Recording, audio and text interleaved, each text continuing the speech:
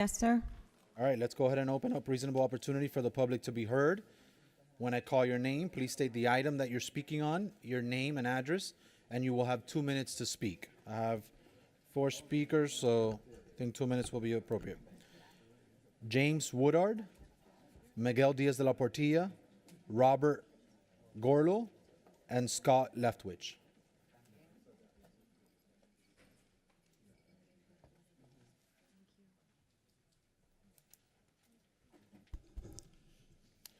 Mr. Diaz de la Portilla, you're recognized. Good morning, Mr. Chairman. Good morning, Commissioners. My name is Miguel Diaz de la Portilla, 600 Brickell Avenue, Miami, Florida.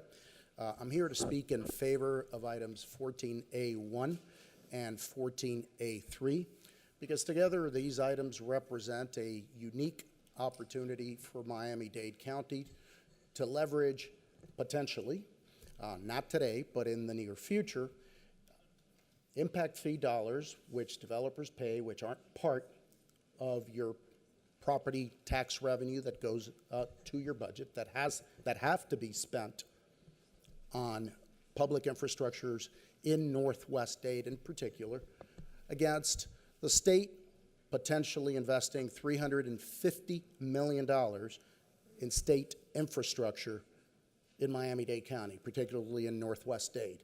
These $350 million that you can leverage today by using money that you already have in a benefit district for impact fees, potentially,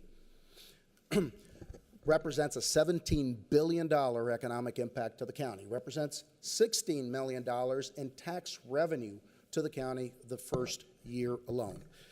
Specifically to the items in front of you, one item is simply lifting a prohibition that not this commission, but the old commission put in place against itself and against a particular property owner. Never before had it been done, never since had it been done. It's simply an unfair prohibition that is nothing but the result of the tortious interference of some mall owners who don't want competition. So you have an opportunity to lift this unfair and unprecedented prohibition and open up the conversation to be on the road to potentially leverage $350 million of state infrastructure investment in Miami-Dade County.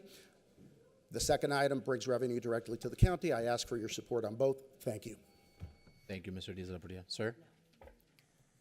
Good morning. James Woodard, 17001 Southwest 90 Avenue. I'm appearing on item 4H. Like you, I know exactly where I was on 9/11.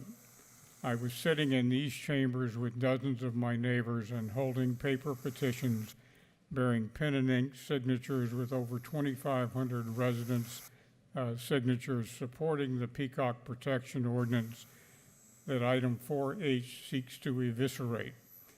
After being postponed due to the attack, the item passed overwhelmingly several days later. Item 4H pretends to deal with humane treatment while clearly stating that birds once caught will be killed, hardly humane in my book. These beautiful birds were here long before my arrival in Miami by birth 80 plus years ago. Although their distant ancestors are from elsewhere, they are all natural-born natives. To call them invasives is inappropriate unless we are all invasives. To open my window in the morning and see a peacock in full regal display is my quality of life. These birds are nature at its finest when nature is increasingly in short supply. I urge you to vote no on item 4H. Thank you. Thank you, Mr. Woodward. Robert Gordo, followed by Scott Leftwich. You could both approach the well.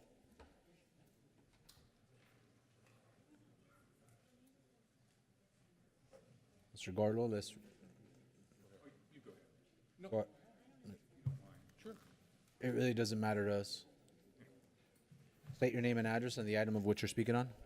Robert M. Gorlo, 7485 Fairway Drive, Miami Lakes, Florida.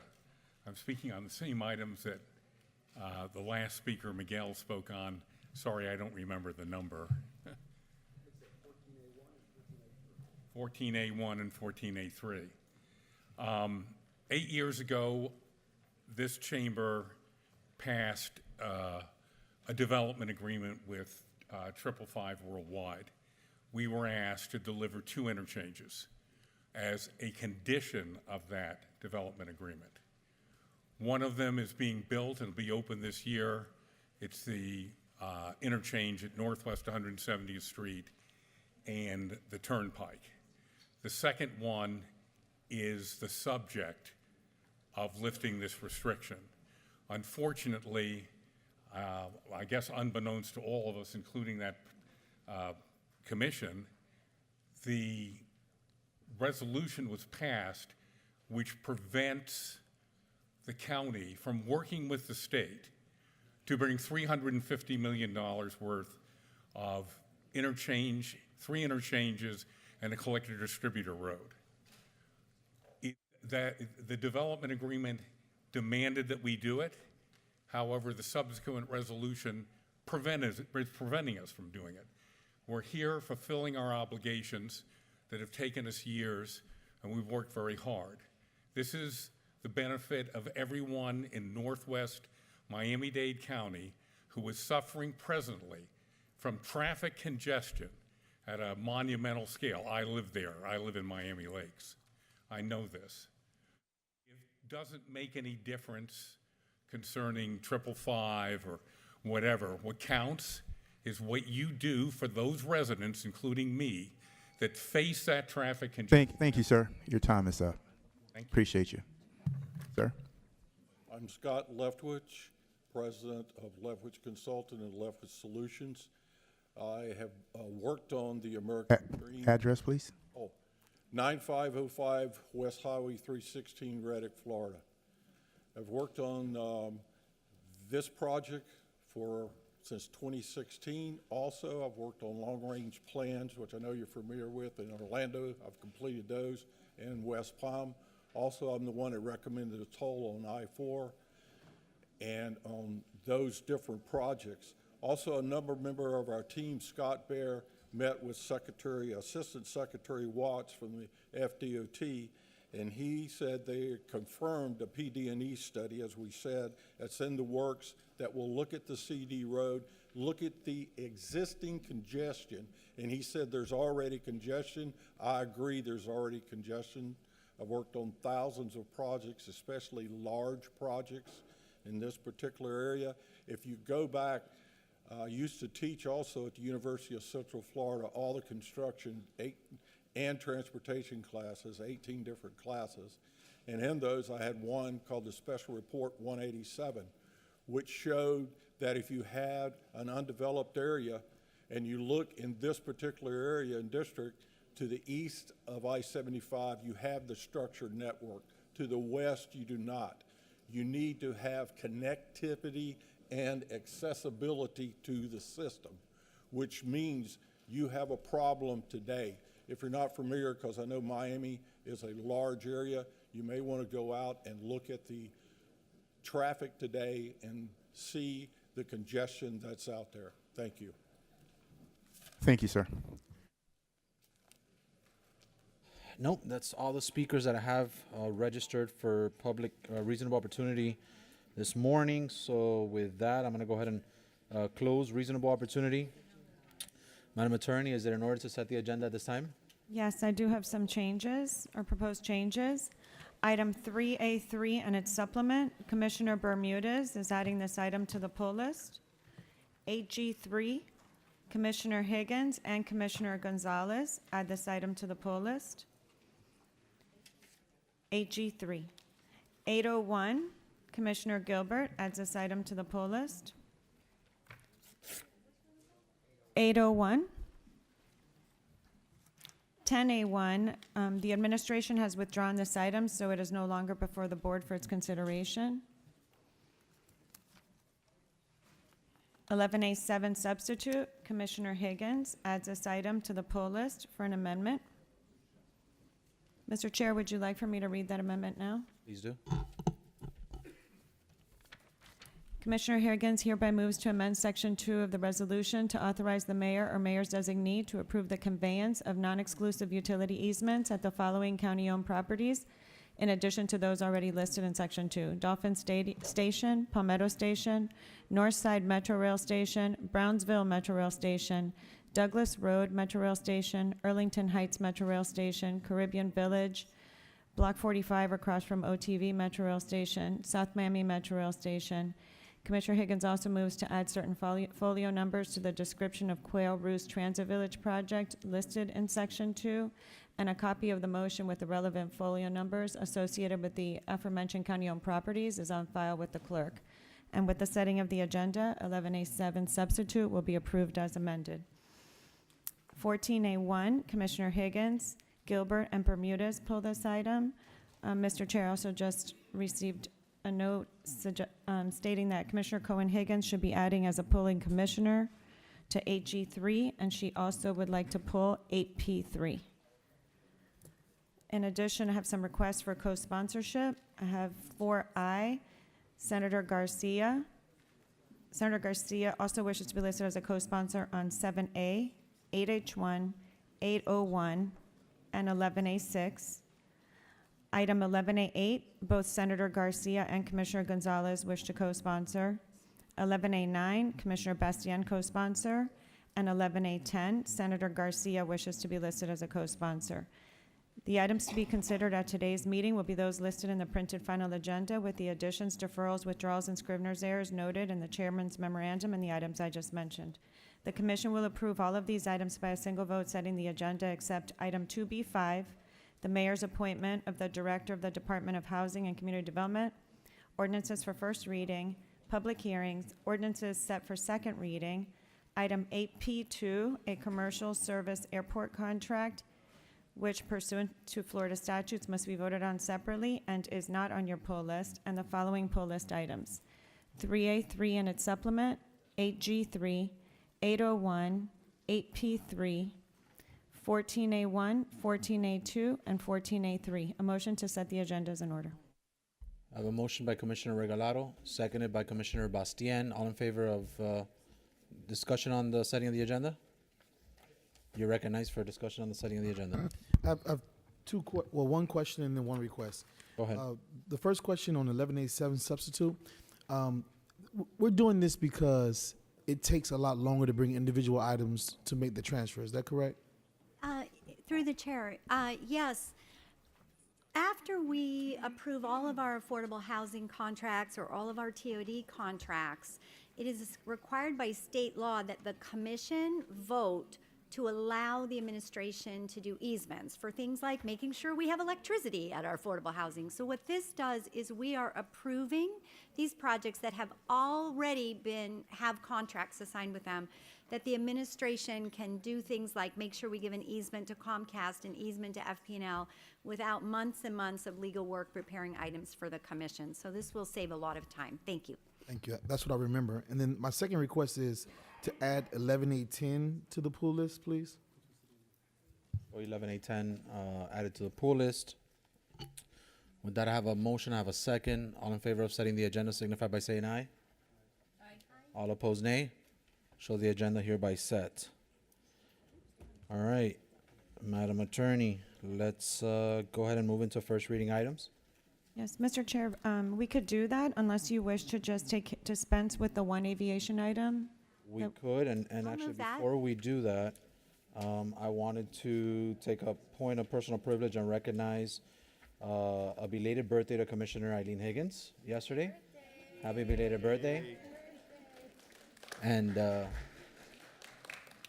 special birthday to our director of RER, Lourdes Gomez, who I think is here with us today.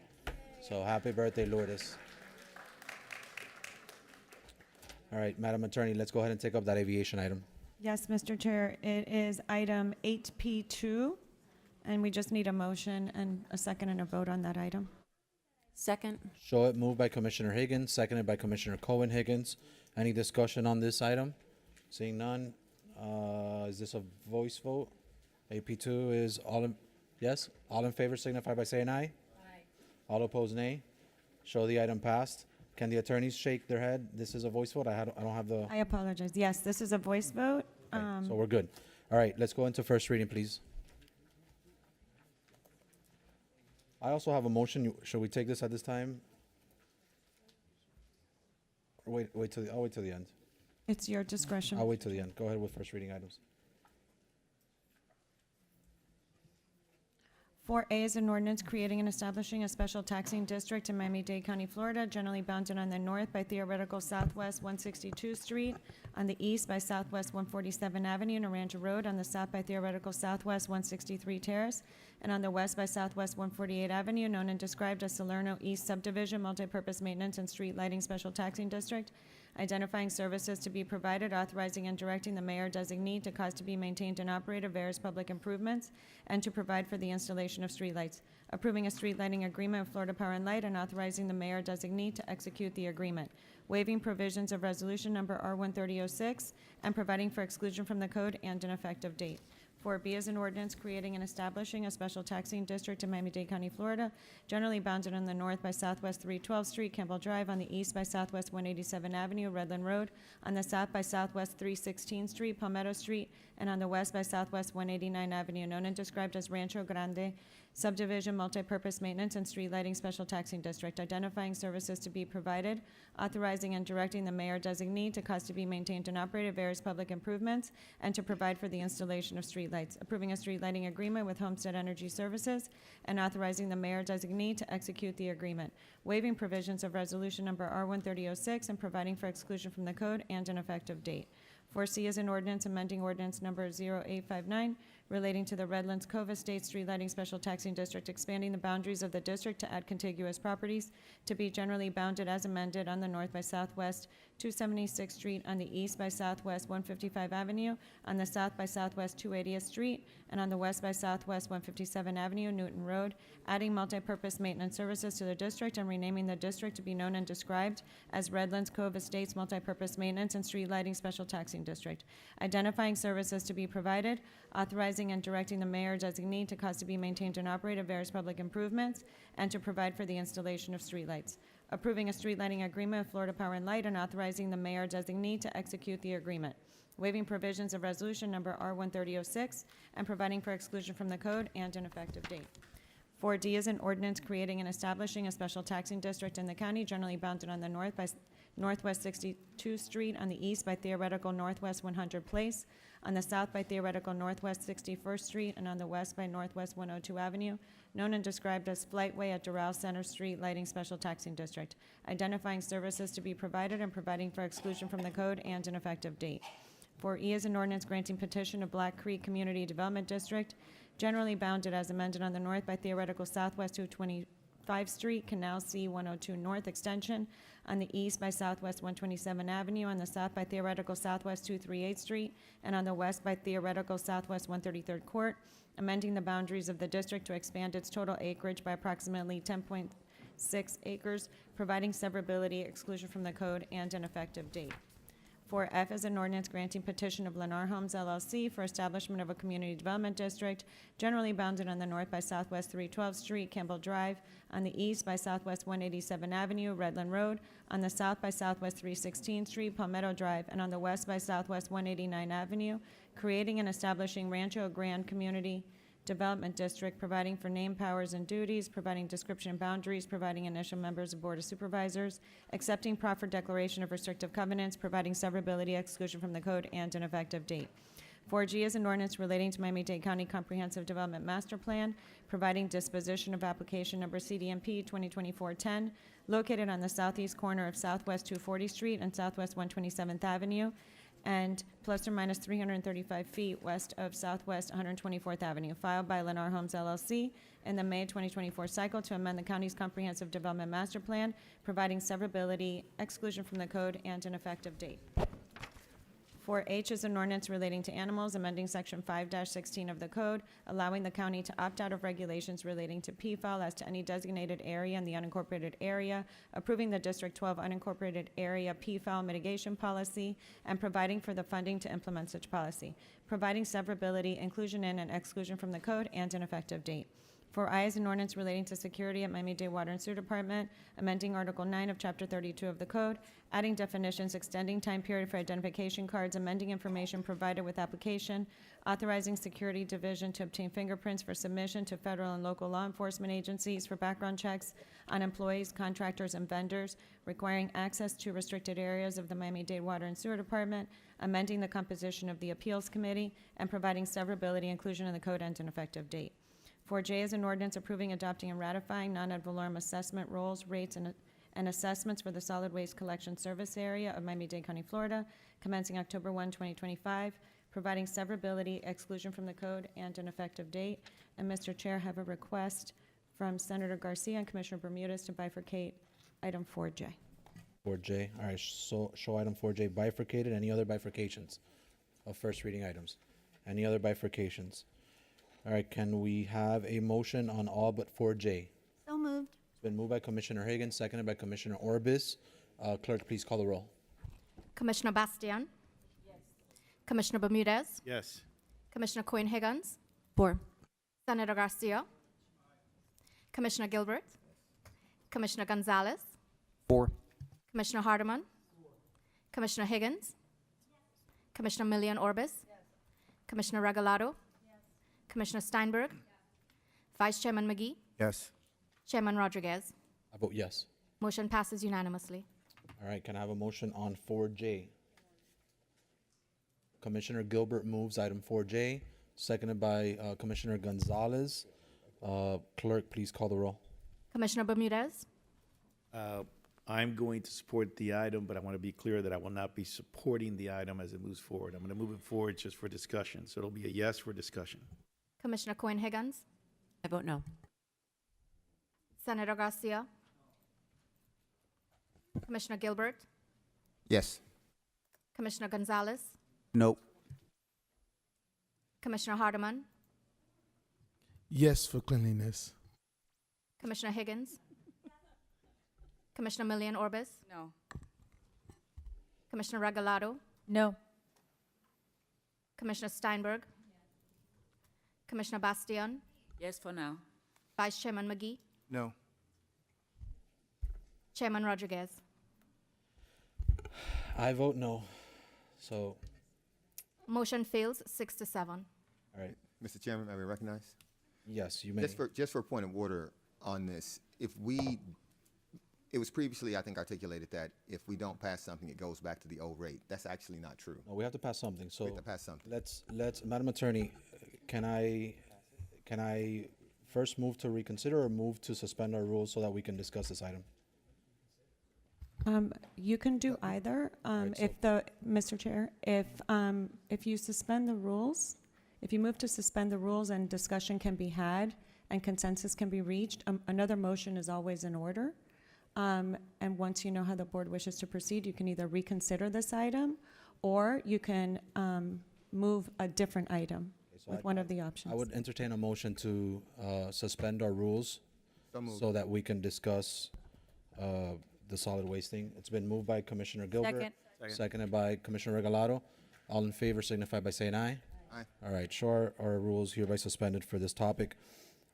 Commissioner Gilbert, do you want to take the lead with the discussion? Mr. Chairman, thank you for recognizing me. I would just add just some simple facts. Last year, we gave direction to the administration to bring us back the fee increase or the fee that actually represented the cost to run the system.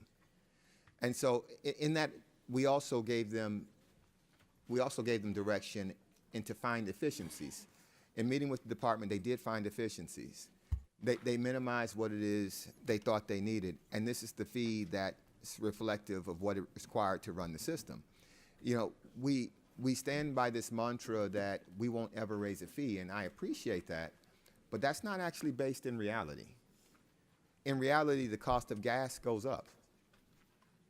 In reality, the cost of labor goes up. In reality, this board approves CBAs, collective bargaining agreements, that raises the cost of running the system at that base level.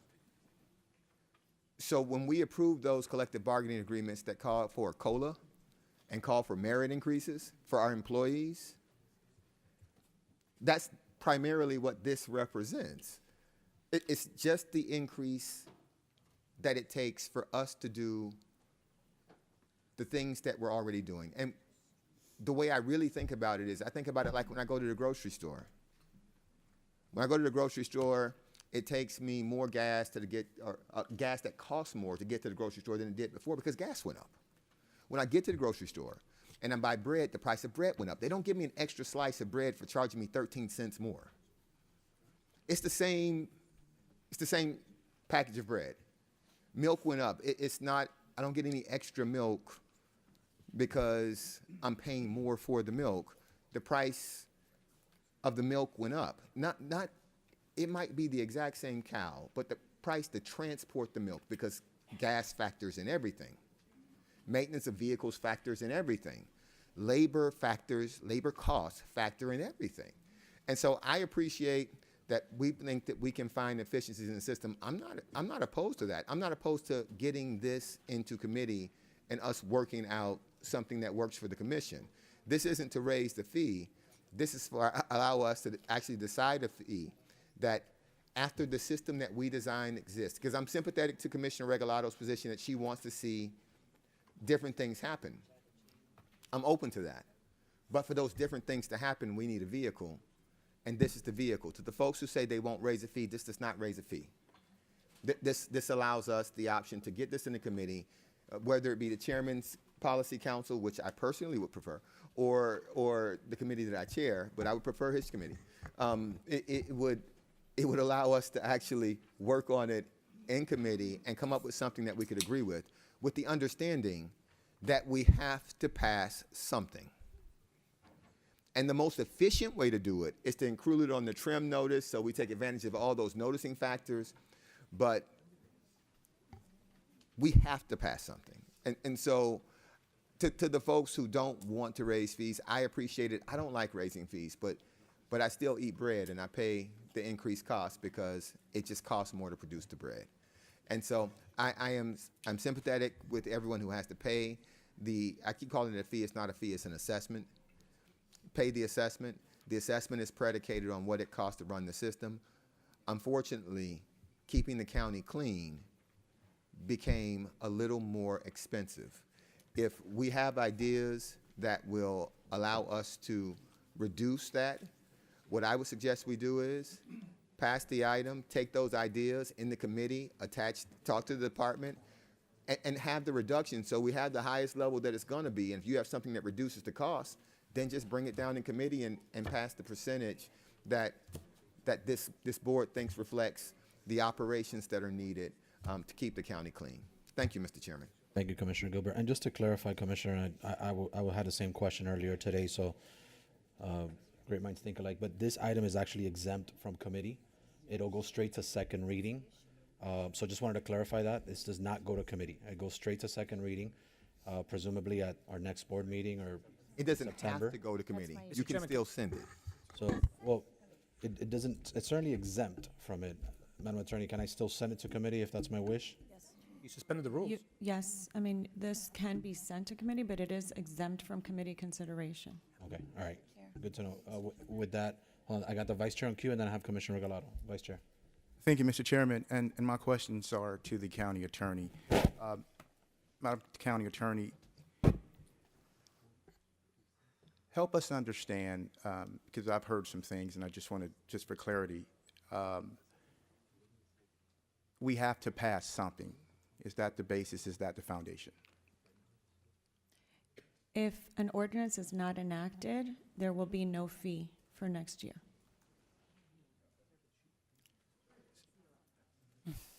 So,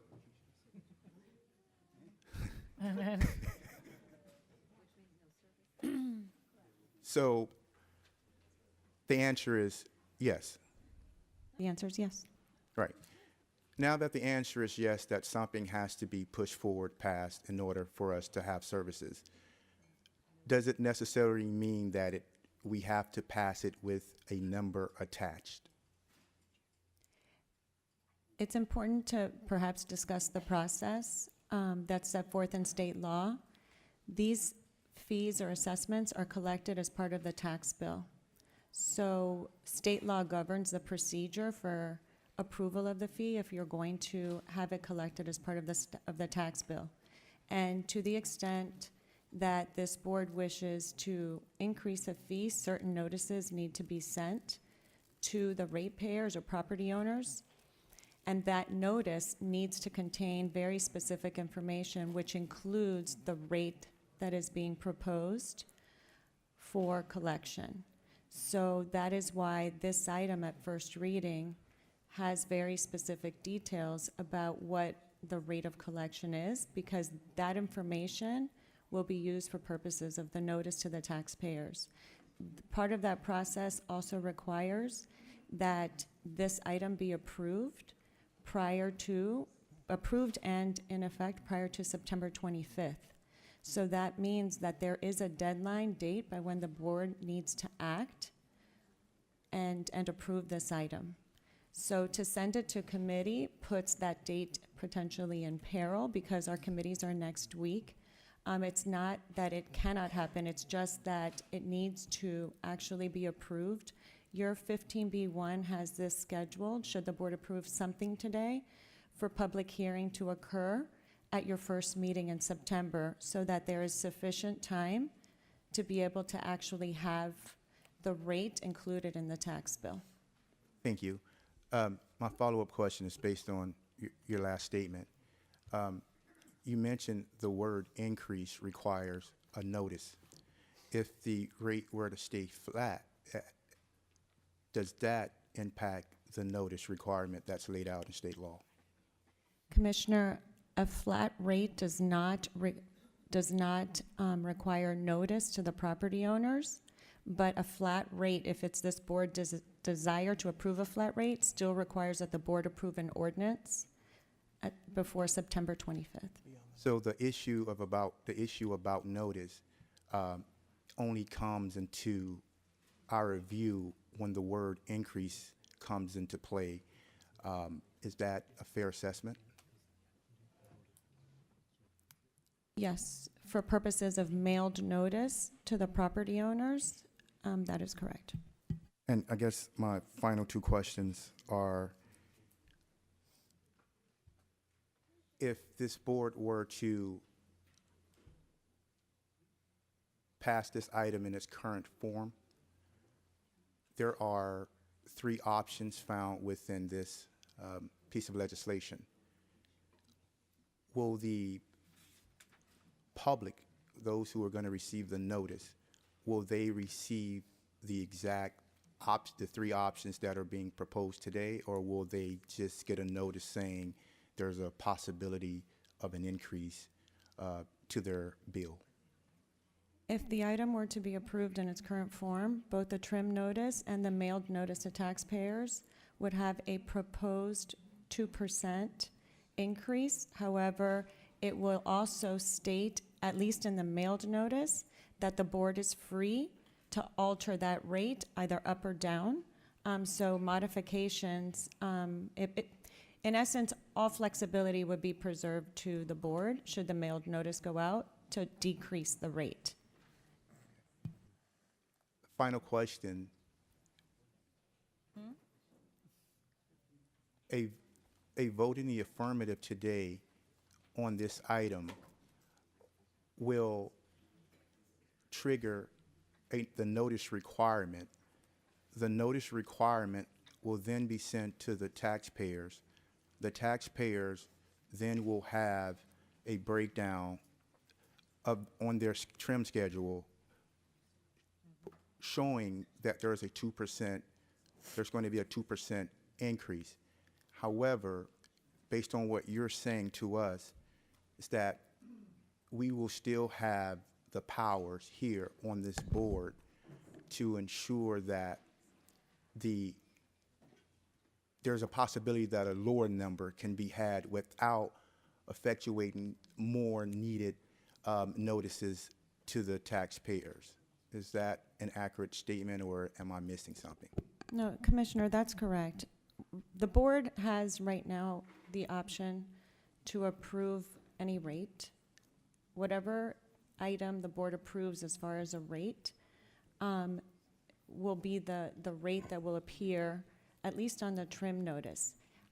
To give the board maximum flexibility, what the board would do is also mail notice to the property owners to be able to advise the property owners that this board at the public hearing will take up the issue and will decide then what rate it wishes to approve. Thank you. Mr. Chairman, at the appropriate time, I'll make the motion for reconsideration, considering I was on the prevailing side. All right, so I will recognize Commissioner Regalado. Thank you. Well, it's not an official, we'll get there. We're gonna get there. We promise that we will get something done today. But Commissioner Regalado, you have the floor. Thank you. Thank you very much. And actually, Commissioner, I'm so sorry to do this to you. Madam Attorney, just to clarify, and I believe the Vice Chair asked this question and you replied to him, but in your response, it was a little bit off from my question earlier.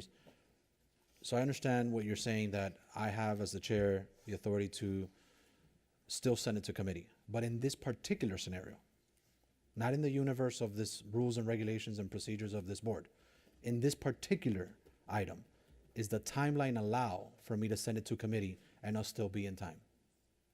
That's what, yes, Mr. Chair, that's what I had suggested. These items are exempt from committee review because state statute has a very particular time frame. And so what I had previously said was that to send it, to exercise discretion and send it to committee puts the item in peril from meeting those exact deadlines. So even with public hearing requirements and all that, it's still. Correct, because if the committee delays action on the item, then this board would potentially miss the September deadline by when to enact the ordinance. Got it. Okay, I understand. All right, so To send it to committee as an item. You can bring it to the committee as a discussion item, just notice it for the second reading at the commission meeting. correct. Yeah, Yes, you but don't. I'm getting all the different options from the attorney's office, so I want to clarify on the record. Okay. Commissioner Regalado. Thank you. And I want to thank Commissioner Gilbert for his comments. I will say this. I've spent the last few years working on many of the items that allows us to lower this number. However, I continue to say that there are revenue opportunities within this department. We just got a 1,000-page memo that, once again, does not fully answer the questions that were posed by this board. So, number one, I would feel comfortable voting for it if it goes to committee. That's my main issue. The issue here with this particular item is, I'm not against raising a fee if the department has done everything that they can do, and raising a fee is the only option in order to maintain the level of service. That is not what is happening in this particular department.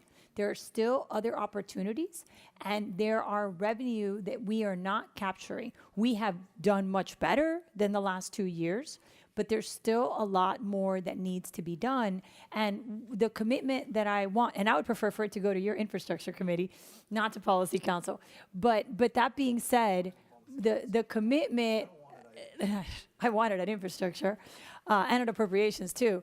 But I want a double bite at the apple.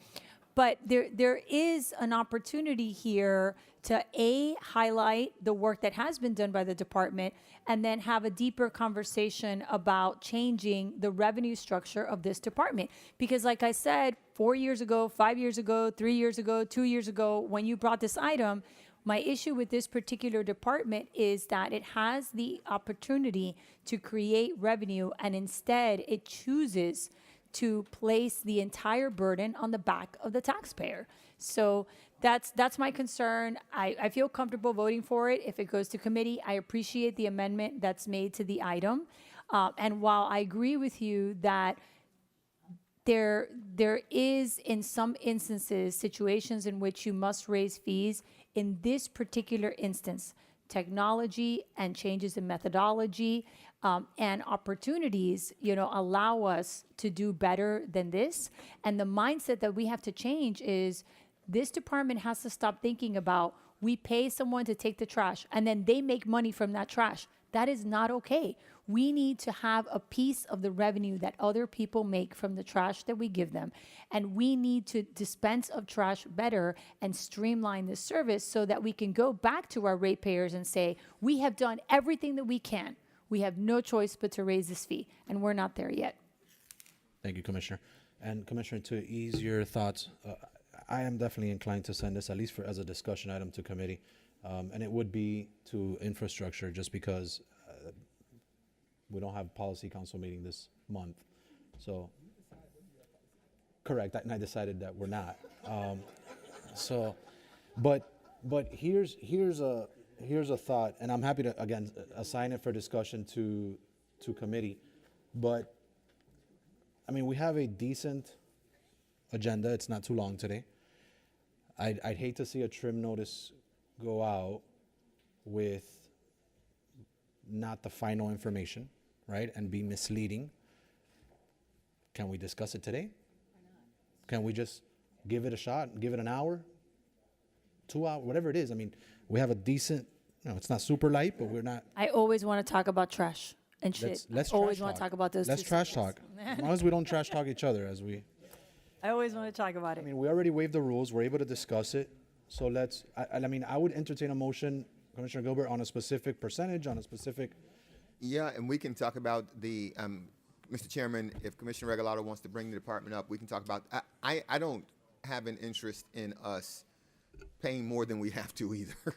So, because I pay the fee like everybody else does. And so if there are issues that we can bake into this and efficiencies that we can, because I do believe that this is the time when we can actually, during the budget time and assessment setting time, are uniquely the time when we can compel the administration to change operations. That's the system allows for that. And so I understand that as a method. I understand as a goal, paying as little as we can. If we want to do that now, if we want to do that in discussion, I'm comfortable with either. I just know that we need to pass a vehicle that actually implements a fee. And my goal is this: whatever we do for the next year in waste pickup and disposal, that the system pays for itself. What I don't want to see from this board is that we pass a reduced fee and leave the service that's the same, conceding that it's going to run a deficit. So if we're going to pass a reduced fee, we have to shape the services such that it actually meets the fee requirement. And that's the only thing, because I have great admiration for the folks who came before us. One of the things that they did do was they passed a reduced fee all the time, and the fee didn't cover the service. That's not fiscally responsible. So that's just not fiscally responsible. So if we're going to shape the services to meet the fees, I'm comfortable with that. I just want us to pass something and the system to be balanced. We can explain that to our residents. Thank you. Are you done, Commissioner? Commissioner, that was it. Any other commissioners with comments? Commissioner Higgins, I you mostly recognize. just have a process question for the attorneys, but hang on. Madam Attorney. It's okay. So I just want to confirm, if the chair decides, he can put a discussion item at committee, whichever committee he decides can chatter about this, come up with revised recommendations. Obviously, Commissioner Gilbert, who's the sponsor of this, can be listening to this. Even though it won't be official vote, he could come up with a substitute item for that September 5th, and then you could advertise that. Or do we need to take a decision today on what's going to be advertised in the trim? Should we advertise the worst case scenario and then work down? What's going on with that?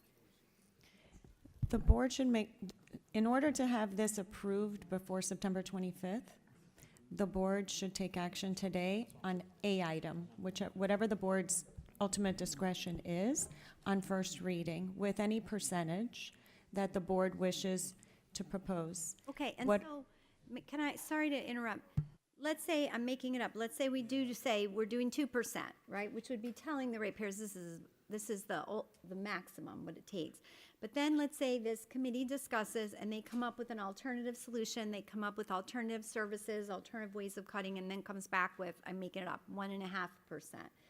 Could Commissioner Gilbert get a last-minute item on our next meeting in July, like July 19th, that would adjust the amount and make the trim. I think our meeting's July 19th, correct? 16th, all right, even earlier. It's the birthday. Birthday plus garbage, it's perfect. What a nice gift. So Commissioner, I know you're discussing, So if we just, Commissioner Higgins? if we get a new item on the 16th, Commissioner Higgins. Yeah. Just a quick question.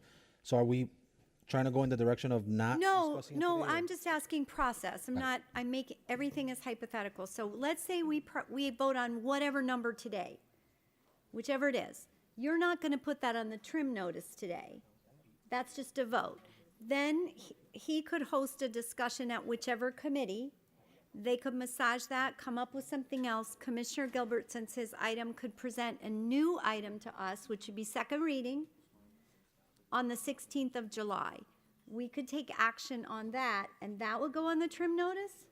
No. No, not. because this item is on for first reading today. You need to provide mailed notice, which a 20-day mailed notice before the public hearing. So the second meeting of July would not work as a second reading date. What would provide the flexibility to the board is actually the notice. Once the notice is sent to the property owners, this board is free to go up or down with from whatever rate you ultimately decide today. But the flexibility is pursuant to that mailed notice. Commissioner, Vice Chairman, you recognize. Thank you, Mr. Chairman. Mr. Chairman, I make a motion to reconsider. We have a motion to reconsider. We have a second by Commissioner Gilbert. All in favor of reconsidering item 4J, signify by saying aye. Aye. All opposed, nay. All right, we're back on item 4J. Commissioner Gilbert? Yes, we previously suspended the rules. I've been sitting here thinking, and I think it's, what is it, Commissioner, if I could go back and forth, Mr. Chairman, through the chair. You may. To Commissioner Regalado, on the idea of what we could capture from people who collect our waste. Are we talking about hydrogen? What are we talking about exactly? There's a lot of things. So we're talking about cardboard. One of the memo that we got did not give us detail on the sale of that cardboard. Right now, we're collecting it and we're giving it to a company, and then they're selling a portion. I'm not saying we're going to get all of it, but we should get a portion of it. We haven't finalized the methane. I think that the argument that they're making towards the methane, having to have a complete lease of the property, is incorrect. I think you can do the methane with an easement without having to go through the entire RFP process. Right now, we're burning the methane. We're literally burning money on the methane piece. And if we weren't burning the methane and we were collecting it correctly at our landfills, we would not only be making money from that byproduct, but it would smell better. So there would be a better, community. There would be a community benefit to it. So, and that's just two off the top of my head. Like the memo has a series of things that, they answered some of it, but we didn't really drill down on the extra revenue piece, which was something that I've been beating the drum about. Thank you, Mr. Chairman, for an ebb and flow. So how can we position ourselves for that? So are we set up now as a county to actually charge for that, for methane, or sell that to someone? Are we set up to actually to collect a piece of the money that they get for cardboard? And the only reason I ask is because I'm interested in the efficiencies. I'm also very cognizant of often how long it takes us to get to a point. So they probably should have, this probably is something that should have happened 6 months ago. I'm thinking, because we have to actually collect this fee, I guess, starting in October. This fee would be in October. And so how quickly could we do those things? I'm okay with those things as offsets. And then to the attorneys and administration, is there a way that we could set the fee, and as these revenue streams come online, dial back the fee to compensate for the revenue that is occurring? So if we set the fee at the highest amount, at 2%, and then we figure out half year we only need 1%, could we assess the fee at 1% for that half of the year once we bring those revenue opportunities online? Well, one by one. So there's a lot of different ways. In terms of the cardboard, for example, it's just about sitting down with the folks that are collecting that and negotiating that we get a percentage of whatever they sell that for. So it's not necessarily about us, doing it or handling it directly. It's about negotiating those contracts better. In terms of the methane, they've been back and forth about how they have to lease the entire property. I don't think that that's necessary. They're finally putting out an RFP, but I did the research and I found that this board actually approved an RFP already to collect that methane several years ago. And it would be faster to jumpstart that existing award and move forward with the methane collection than to spend 2 years in an RFP process to then put the methane infrastructure and then collect it. So there are things that I've brought up. But by the way, I baked this into the items, right, that I passed over 6 months ago. So it's not like, the revenue collection piece wasn't like in the items, but for whatever reason, it's been difficult to get folks to understand that change of mindset. Yeah. Okay, and now to the, I guess, attorneys or administration, to the second part of that, if we were able to bring these revenue streams online and they decrease the cost to run the system, I guess it's definitely to the attorneys. Does the law allow us to reduce the fee to accommodate for just how much it takes to operate the system during the middle of the year? Once the rate is adopted, it would be final for this year, Commissioner. Obviously, the board could then consider that in setting the rate for next year in terms of reducing the rate. So the statute says the rate has to exist for the whole year? Because if so, my next question is show me the statute. Well, what it says is that the rate must be adopted at a public hearing between January 1st and September 25th of each year. Okay, that does not say that it has to be the same rate for the whole year, though. That's not what that says. That's our custom. What I'm asking is what the law allows. So by nature, it's going to require you all to maybe think about it or research it. But we can adopt it, but if we're lowering the rate, like if it's $14 a year and we want to reduce it to $8 a year in January, is that allowed? Because the rate was still adopted. And even if we did that, could we get around that by providing a rebate? A rebate. A refund of the amount of money we didn't need. I'm asking because ultimately we have to find compromise. And then I have from Commissioner Regalado, so then a motion's in order when we're not on this motion for you to direct the administration to negotiate with the people who do our cardboard and for profit sharing in that amount. That a motion's in order for that, and to the extent that we have contracts that we can look at that we can actually cancel for convenience if they don't want to negotiate, that it would be appropriate for the administration to actually do that also. If this board is of the mind that you should negotiate to do that, that motion passes. So I think that probably should be built in to a motion like that.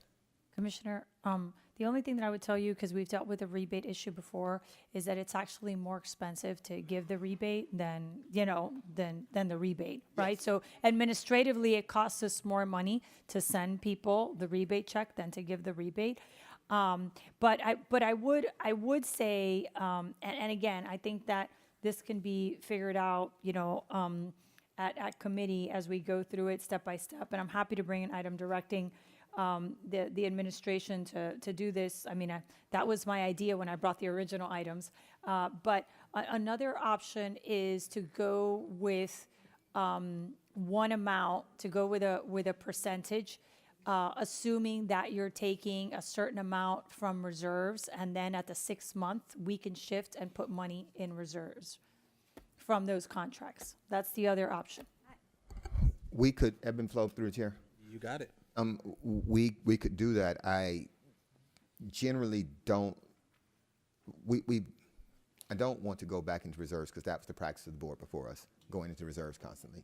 So I really don't want to do that. But if we had to do that, that would be fine. I agree with you that a rebate isn't optimal. So because I agree with you that it actually costs more to do it and it's more hassle to do it. But you know, as I sit down with David Butler, I don't see him here, and he explained to me the how they do like the rollover and the carryover stuff. So it occurred to me that a lot of our ratepayers last year are our ratepayers this year. And so we could just always, even if it were more money, and we wanted to make sure we could offset it.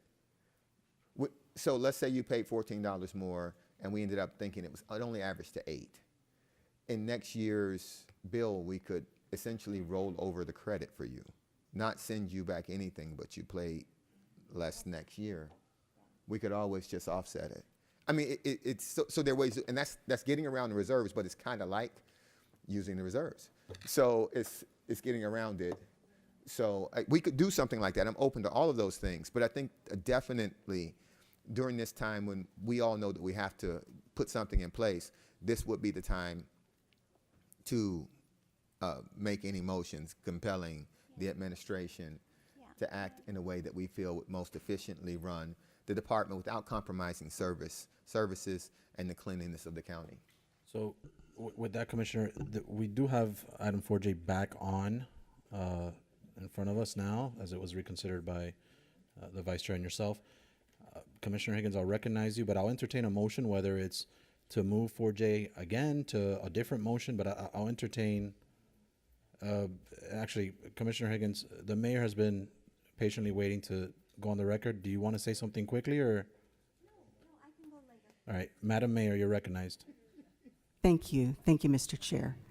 First, let me say we welcome the opportunity to have your input on additional savings. We have found about $5 million in savings, which is why the suggestion for 2% was made and not higher. Costs, as Commissioner Gilbert said, have accelerated as in everything. As far as methane goes, Commissioner Regalado, since I was a commissioner, I've been pushing for a way to sell that methane. And we understand that the solicitation is now with the county attorney, and we look forward to doing it. If there's a way to go back to a previous solicitation, by all means, we will look at that and see if we can use that to accelerate, because as you say, that's really a waste. It is really, it's not good for the environment, and it's not good for the pocketbook. That to be said, this increase comes to 14 cents per pickup. So we're talking, as far as impact goes on the consumer, a relatively minor impact. Again, we urge you to please continue the conversation at the next meeting, as has been indicated, and give us the opportunity to go forward with the cushion that we need to be able to continue the service that we have, which is not just collections and disposal. It's also illegal dumping. It's also enforcement, and we have improved in those areas. We have improved. We also have outstanding record when it comes to mosquito control. I mean, these are things that your department is doing, and doing very, very well. And of course, we recognize opportunities, and we want to pursue all of those opportunities as well. Was there, if I could just ask if our Chief Coley has anything? He's recognized. Mr. Chairman, the only thing to add is the reason why we would be concerned about planning to use reserves is that this year we're of the notice that we have a less potential emergency management reimbursement if we have a storm, a lower percentage than in the past with higher thresholds. And so if we have storms, we very well would expect to have to go into reserves to pay for some of this cleanup. And if we exhaust those reserves, that would be and with the new rules that they're contemplating for FEMA, we cannot really count on federal support if we do have such an occasion. No, it's understood, and thank you for being that responsible Director Coley and Madam Mayor, and I do appreciate. I know that you guys have done an excellent job trying to find savings, not just within the solid waste department, but throughout our county and its departments. I think only because we're discussing this, I was just kind of seeing where it goes, but I think for me and Commissioner Regalado, to some of the stuff that you spoke to, and Commissioner Gilbert, is I understand it gets much more complicated than that, getting into the weeds of kind of how this has worked out. But for me, in a time where the entire country is looking at savings and reductions and fee reductions and tax reductions, and we're discussing fee increases here at the local level in Miami-Dade County, it just gives me pause, right? So I almost wanted to interrupt you, Mayor, and say, don't threaten me with a good time when you say, help me find savings. because I will gladly roll up the sleeves, and I know that, and to your credit, we've been working very well together and meeting every week on these subjects, but that is my pause. And certainly, to Director Coley's point, I would not encourage this board to move into the direction of tapping into reserves. I know it's not our practice, as Commissioner Gilbert pointed out, perhaps practices of prior boards, but I would certainly encourage heavily against that. Commissioner Higgins, I'm not sure that we actually ever went to you. Yeah, I'm just going kind of back to the discussion between Commissioner Gilbert and Commissioner Regalado.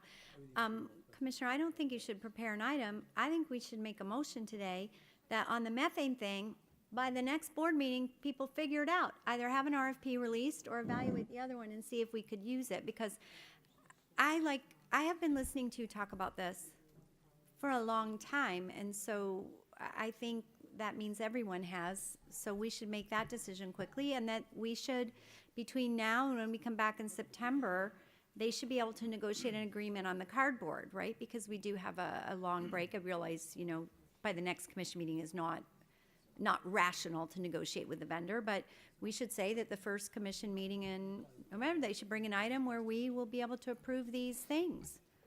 So, Mr. Chair? That's what I would motion, or I would second your motions on that. So you're recognized, Commissioner. So I did jot down a few things. If my recollection is correct, I think the RFP that was awarded to do the methane collection for the landfills was 2017, 2018. So we can would direct the administration to go back to that RFP that was awarded. I don't want to do a new RFP I know they're working on one, but I think it's a waste of time.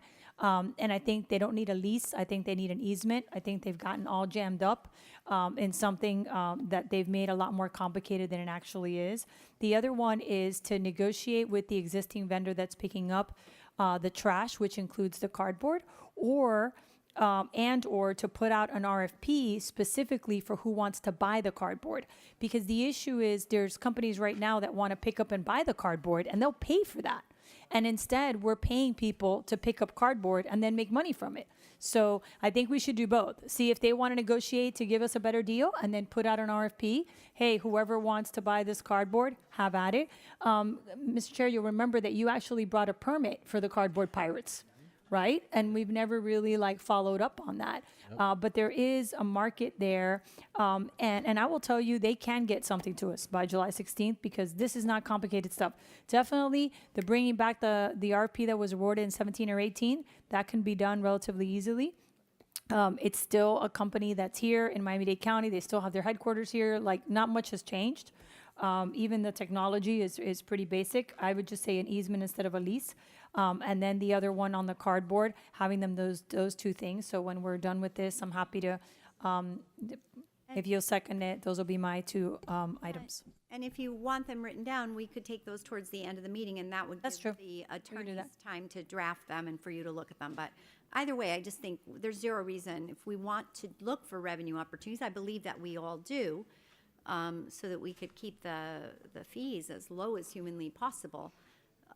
Let's accelerate this, and let's make sure that the administration knows that we're willing to allow them to work in an accelerated fashion versus go through the traditional RFP process that we would usually ask them to do. Thank you. So, Madam Attorney and Vice Chair, I'll go to you in a second. Madam Attorney, can you keep me true to our rules here? Because I know that we're officially back on item 4J as reconsidered, but there's a different motion now. Am I okay to accept these motions, or? Well, with your permission, Mr. Chair, I'd like to have an attorney, one of our lawyers, speak with Commissioner Regalado, prepare a motion. There are a number of directives here to the administration, so we're clear. And we can bring that up at a later point in the meeting, and we can just dispense with 4J now. Okay, sounds good. I thought so. In the meantime, Vice Chair, do you still have? No, thank you, Mr. Chairman. My only request would have been, and it still will be, if Commissioner Regalado would be interested in being part of the negotiations, if that is a legal position we can take, have her at the table as part of the conversation, since she has the skill set and also the expertise in this matter. Happy to do it. And I'm sure the mayor is welcome. We could add that to the motion. All right, so I guess a motion on 4J to dispense of it, or does it just, you move the item? It's been seconded by Commissioner Higgins. Just, all right, clerk, call the roll. But so wait, to be clear, just so that everybody exercises their vote correctly, we're moving the item again with the three options is the current motion again, so the same exact item. I will still send it to committee if that's the will of this body, for discussion only, because there's no 20-day period to notice it. And then it'll go to, the trim will go out. Yeah, if it's approved as the motion is moved right now, yes. Like we're back at the beginning. We're back where we started, which is fine. You're Caveat, Mr. recognized. Chairman, we're back at the beginning with the caveat that we're going to try to find the efficiencies so that we can actually lower the amount if possible, because ultimately we want them to pay as little as possible as an assessment. So we're going to look for those efficiencies, I guess, in the infrastructure committee, and we're going to look for those efficiencies by way of a discussion. I'm the sponsor of the item. I will amend those things onto the item if necessary. If it requires different items, I'm open to submitting those items or having Commissioner Regalado submit those items and submitting them to the chairman so that they can actually, we'd have to probably waive the rules to get those items on, but we can get those items on as possible, as soon as possible. Commissioner, so we have a motion, we have a second. Commissioner from District 8, you're recognized. Thank you, Mr. Chair. I appreciate where we are right now. We're going to call up the same item for a vote with a directive to find efficiencies. That obviously sounds fantastic, but I don't understand whether those efficiencies are going to hit in time, obviously, to make an impact right now with the time frame that we are all facing. And I think the message from this board, not once but twice, and the first time it came before us was a multiple go-around on votes, is that this board does not want to raise rates on residents. And so I need to understand, are we discussing this now, or are we going to discuss this in committee? And if we discuss this in committee, is it only going to be a discussion item where no action is going to be taken? Because that, you're saying, the chair is saying yes. Okay, so if we're discussing this now, I have questions for our director, because the position that I'm in is not only the sentiment shared by our chairman talking about the current climate nationally that obviously affects our residents here locally regarding everyone wanting to see government run more efficiently and more lean, but it is no secret that our current financial situation here in Miami-Dade County is a challenging one. So for me, I have a difficult time where every article in newspapers talking about a $400 million budgetary gap, but oh, by the way, we are going to increase fees on you. Those two make no sense to me. And if I'm a voter and if I'm a resident, I would have a lot of questions about that. So before I have a vote, even if on first reading, to increase fees by any amount, I need a certain number of questions answered. And so if you'll indulge me, please, Director, because again, it's my understanding that we're going to do this now. The questions that I have are regarding the need for the increase. I understand that last year we voted as a body to increase these fees consistent with CPI, which I thought was an elegant solution, and I thank our then chairman for presenting that, and I supported that at that time. But last year we didn't have a $400 million budgetary gap. So for me, situationally, it is different, and it is why my vote is not in favor of this item today. So CPI is at 2.4%. The proposed increase is at 2%. I, as a sitting voting commissioner, have not yet been convinced that the need is there for the extra 2%. So if the directive to the board is, if the directive from the board is, we are basically directing the administration to present us with a recommendation every year with an increase that is consistent with CPI. I understand that because that's the directive of the board. But built into that, to me, would be an articulation and a very detailed breakdown of why it is that you need that increase, not just as a matter of right. That's what's lacking for me. I don't see an articulation anywhere of why it is that you need that increase, especially if, and kudos to you and to your department for finding the $5 million in savings that you did within this last year, right? So, and just by way of historical perspective, every single year we sit at this body and we debate these fees. This is going into my 5th year. It has certainly been true for every of the 5 years that I've been sitting here, and it's my understanding that since the beginning of time, solid waste fees are heavily debated by this board, and for good reason. But while it's just a 2% increase that's being proposed today, since 2020, the time that I've been on this board, the solid waste fees have increased a total of 46%. A 46% increase in just 5 years is a very large dollar amount. And don't take my words for it, right? In 2020 to 21, the fee was at 484. In 22, it stayed flat at 44. In 23, it was raised to 509. In 24, it was raised to 547. In 25, just last year, it was raised to 697. And this year, the proposal is to raise it to $711 on our 352,000 residents. So in 5 years, a 46% increase to me is a substantial amount of money, and I understand that a number of those years were to make up for past deficiencies in the department. So, and you, Director, we spoke about this yesterday. This is not news to you. I said this to you in our briefing yesterday. I am giving you now that opportunity because I have yet to be convinced or persuaded in any way that the need is there and a justification for the rate increase on our residents. So what I am looking for you in order to persuade my vote is show me where it is that you need this money in order to provide the service to our residents. Because again, our residents from $484 to $711, particularly on our fixed income residents, is a huge increase of money, okay? And so I need that presentation, and I would like to see that justification for the 2% increase that is being proposed. Director, you're recognized. Thank you. Anisha Daniel, Director for Solid Waste. To the Chair, Vice Chair, Commissioners. I will start out by saying that it is never this department's intent to increase fees or to try to pass on costs. However, as we talked about, as I briefed many of the commissioners, the cost over the last couple of years has gone up. Particularly in the last year, we've seen inflationary costs. We've seen vehicles for our fleet that used to be $330,000. That's now $480,000 for one vehicle. I need those trucks in order to run our operation. Beyond that, as Commissioner Gilbert spoke of, collection and bargaining agreements. It includes merits, it includes COLAs. These are all of the different costs: fuel, equipment, technology initiatives. These are costs that we bear in order for us to continue operations. But beyond that, there's been growth in the community. We've had an increase in growth of the household count. And so at this juncture, in some of the communities, I've had to increase the routes by 4 routes, particularly down south, because it's continuing to grow. And so that means more routes, more trucks, more service.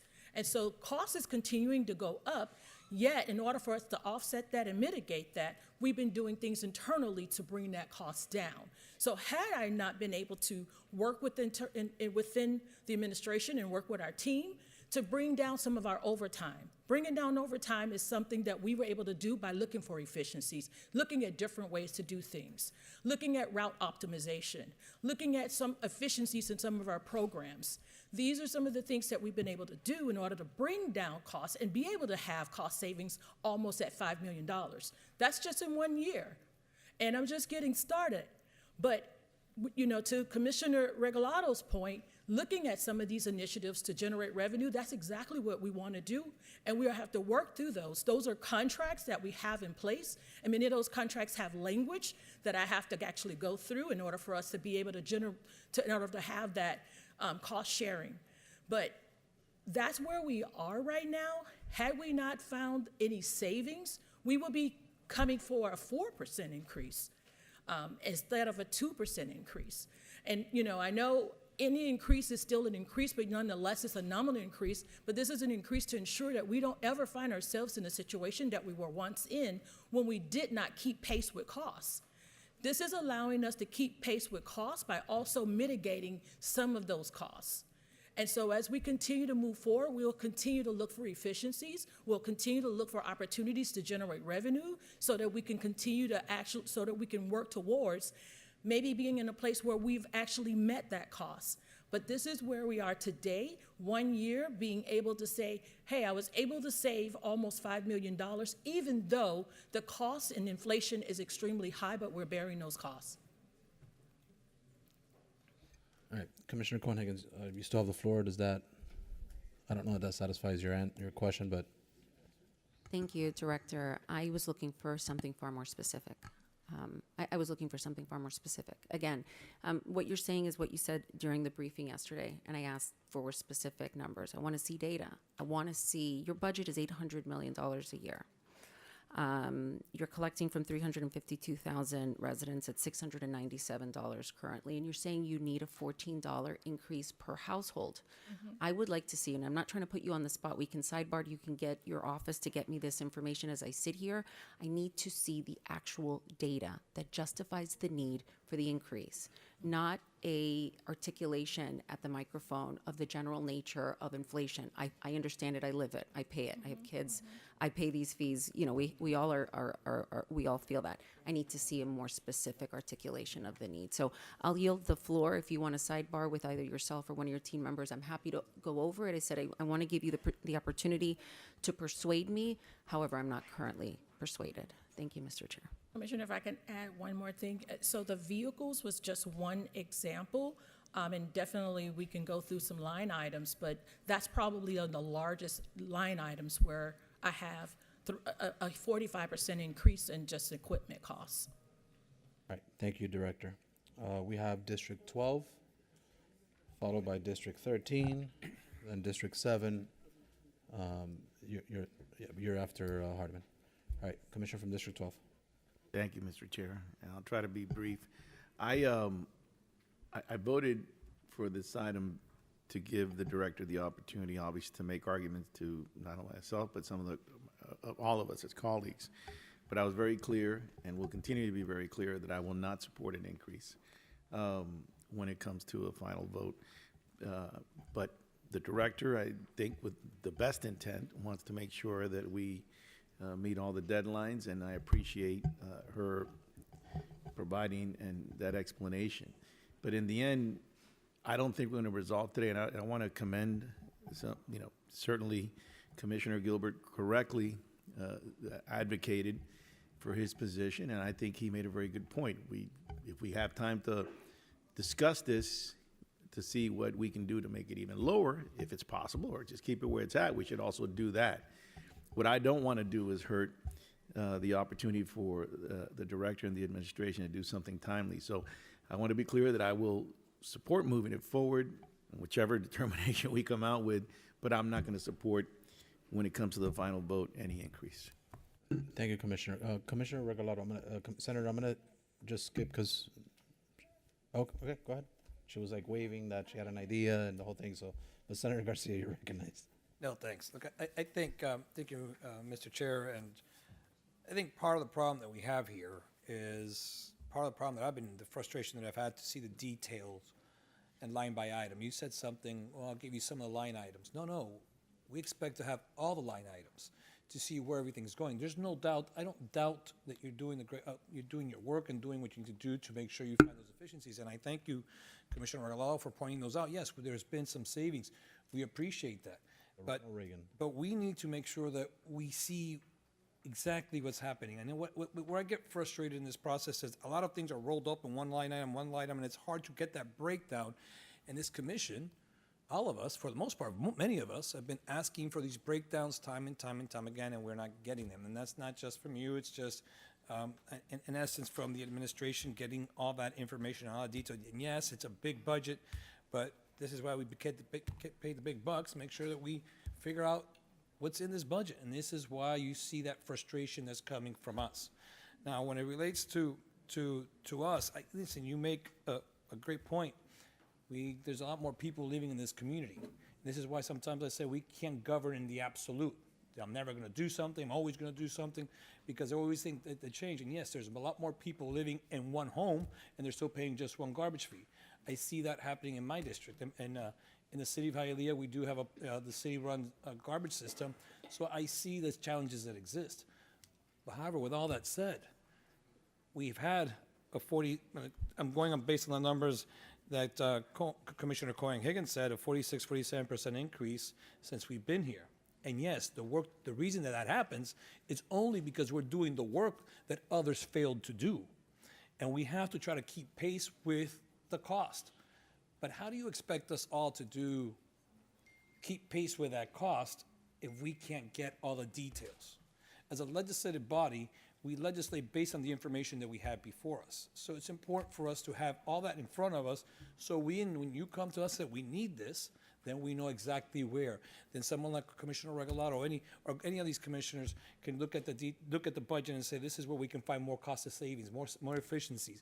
Where are the revenues? Where are they coming from? So this is what you're hearing on here.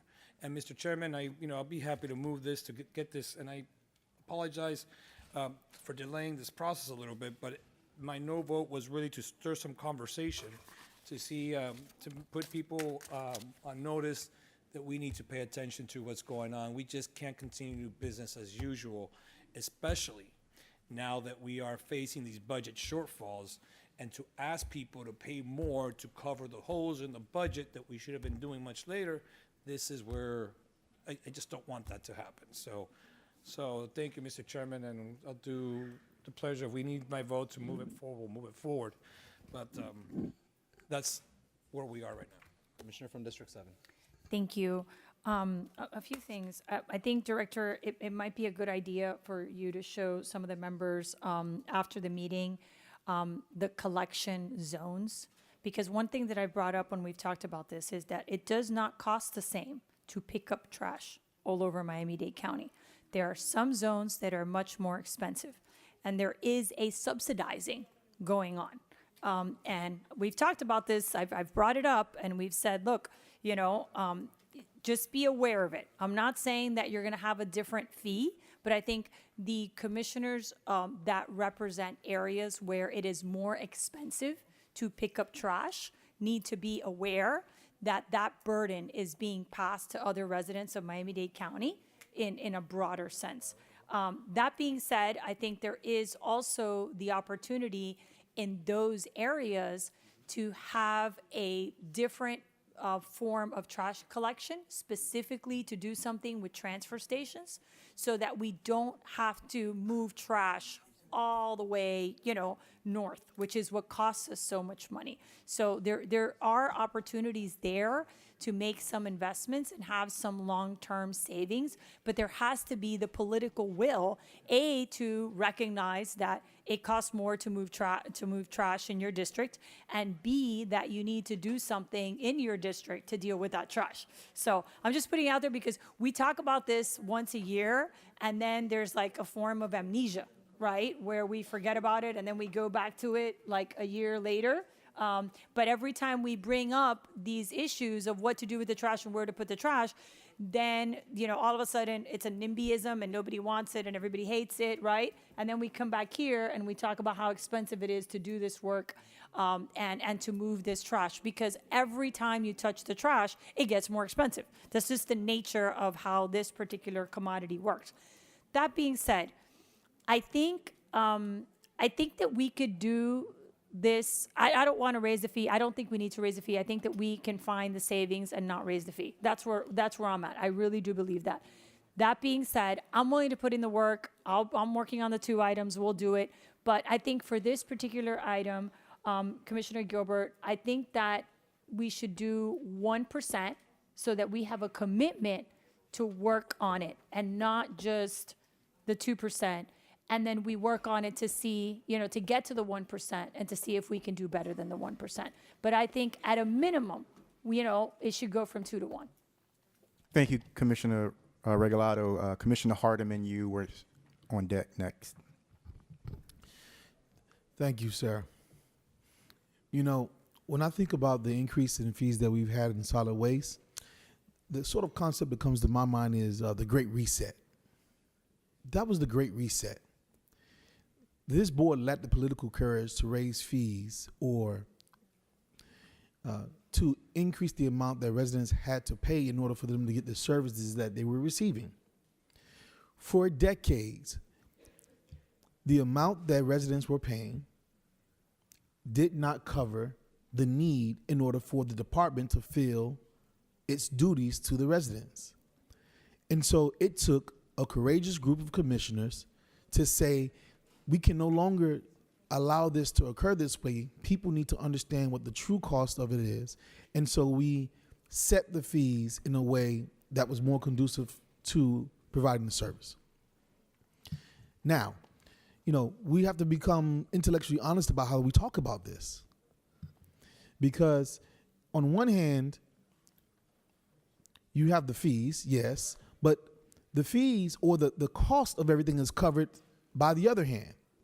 So either we say definitively that we're going to use our general fund, for instance, to cover the cost of maintaining this sort of pickup that we need, or we continue to sort of hide one hand while the other is doing something that everyone can see. Because that's what's been going on in the past. In the past, we were taking money from one pot to supplant the other pot knowingly, right? And so what's most frustrating about this process is that for some reason, we find ourselves trying to play business. We're playing business. And they're trying to do business. And so the nerve of us to play business with people who are doing business, because you have no consequences. The only consequences we have as commissioner is that someone says, okay, well, someone says, I don't like what you did, and so therefore I'm going to vote differently when you have an opportunity to run for office again. Now that is a threat, but the threat is so far less likely to have an effect on you all because you have term limits now. At most, in these seats, people give you 2 opportunities to run. And so I say that to you to say, this isn't the same Miami-Dade County Commission as it was before, so please, let's act like it. And I'm not saying to you that, we need to have the highest fees for all of our residents or, be supportive of all fee increases. That's not my argument to you at all. My point to you is that not to play business, because when you play business, it just gives you the opportunity to say, well, I never voted to raise your fees in Miami-Dade County ever when I was a Miami-Dade County Commissioner. That's just not what I did. But most of you are okay with the fee increasing. Why? Because you need to provide the service. The quickest way you're going to find your way out of office is if you don't provide the service. And so either we provide the service and have it properly paid for, or we subsidize the service, and the cost is what we bear because you don't want to pass on more cost to the consumer. No matter which way you do it, it needs to be done. So if we have a commitment today not to raise the fees, but then also to say we're going to find the extra millions of dollars that we need in order to provide this service, then let's do that. That's a better platform to stand on and say to your residents, hey, I champion in a way to ensure that you not only got the services that you need, but we also got you more because we use our money that you've already paid us to do X, Y, and Z, whatever. But the issue that I have is that you're asking the department to run business and you're not giving it the opportunity to do so. And if I were the department director, every time someone asked me for a fee increase, I would show them the increase of cost of paper. I would show them the increase of cost of tools, the increase of cost of labor, the increase of cost of people of suits that come into to this office. I would show them every single increase to the point where they say, you know what, don't show me anymore because you've shown me enough. Every time the costs go out, show me what it costs in electrical bills. Show me that increase. Show me the cost to maintain the facilities, right? You have to do these things in order to show that the cost goes up, because for some reason people believe that as time moves on, there is no real true increase in the cost of doing business. If bread, eggs, milk, water, cheese, electrical bills, if everything else increases in cost, then how is it that we're going to say that the cost to the consumer is not being improved? Now, look, when American Airlines increase your costs per ticket, I don't see you calling American Airlines to this podium and saying, show me every single bit of increase that is worthy of you being able to increase this cost. You don't do it. You don't do it. American Airlines will tell you, hey, let me tell you something. Don't increase what we need to pay because we can't afford this any longer. We're going to pull out of this airport. If I'm lying, I'm flying, right? But we don't do it. We've never called them to the carpet like we're doing this young lady right here. It's never been that way. And my fear in all of this is that, okay, you made the department look bad. Like the department doing something wrong. When we know that over the time of 20, 30 years, the Miami-Dade County Commission has done very little to assist them in what they need to get done, to make it run properly. And the first time we've actually done that was within these past 4 years or so. Right? We at least had a political muster for that. My fear, my worry, is that the people who are eligible for those jobs that they have in that department, those who've had a second chance at life and third chance and who've raised their families through the department, where we have a nice sizable staff that people are eligible to take these jobs, my fear is that we do what they do in other industries. You privatize it. Oh, because you say privatization is the answer. Privatization is going to ensure that we're going to be efficient in our costs. Privatization is going to be a way that we can ensure that people have an opportunity to earn money because they're doing the best job, and we can reduce this and we can reduce that, and the people will pay the lowest fee necessary and get the best results. That's the argument. I mean, by the way, there's so many other cities that privatize sort of some pickup, so why not do it? And then for the first year, the cost is lower, and then the second year is a little higher. And then the third year it doubles. And then we find ourselves at the mercy of a private person. And not to even mention that half of the jobs that we had that belong to the community are now gone because, I think twice about hiring a felon. Even though he's been working for 25 years for Miami-Dade County, he's been quite sufficient in what his job duties are. It's just not within our policy to continue the employment of someone like him. And so we started to destroy the families that live in here because you wanted to lower the rate for somebody. But by now, you've been removed from office. So you're no longer here for one reason or another. Hopefully something good because you move on to something else. But you're going to point your finger at them and say, man, look at that new commission. They really destroyed what it looks like to be a resident of Miami-Dade County. And no, it was us. It was us that decided to do these things. And so my ultimate fear in all of this is that this is the rush towards the privatization. This is the rush towards eliminating this department. Because after all, if the private industry raises the costs on you, it's not my fault as commissioner because I never voted to raise your costs. So my request of this board is, in politics, sometimes it takes you getting a little dirty. No one gets out of this clean. That's part of this. Not every decision that you make is going to be one that you love or that your constituents love. Sometimes you make tough decisions because the benefit far outweighs the cost of what you've had to choose from. And a 2% raise is a cost that's not too burdensome for Miami-Dade County residents. I understand. We made the Great Reset. But honestly, in one of the toughest districts to represent, I don't recall getting 5 emails from anybody about the cost. Thank you very much. Thank you, Commissioner. And just for the record, Commissioner Hardiman, I think I've been here for quite some time now, and that was probably one of the best orations as it relates to policy, politics, and where that intersection connects everything. So I think this is one of those moments where I think a copy of that transcript needs to be provided to members and also the public so they can understand with clarity exactly what your position is and how this position relates to the public overall. But thank you so much. That was very good. District 6, Commissioner Milian Orbis, you're on deck. Thank you. I don't even know how to follow that, Commissioner Hardiman, but that was amazing. Yeah, so I think the consensus is that we need more information. I think the general consensus is that we don't want to raise the fee without having more data.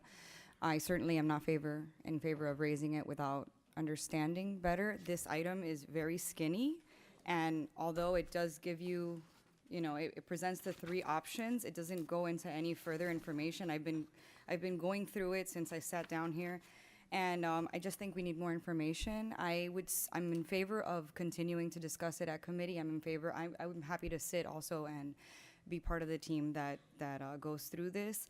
Something to consider that I always asked in the city of West Miami, where I served as well, is multiple houses. As Commissioner Regalado said, there's a different cost everywhere that we collect garbage.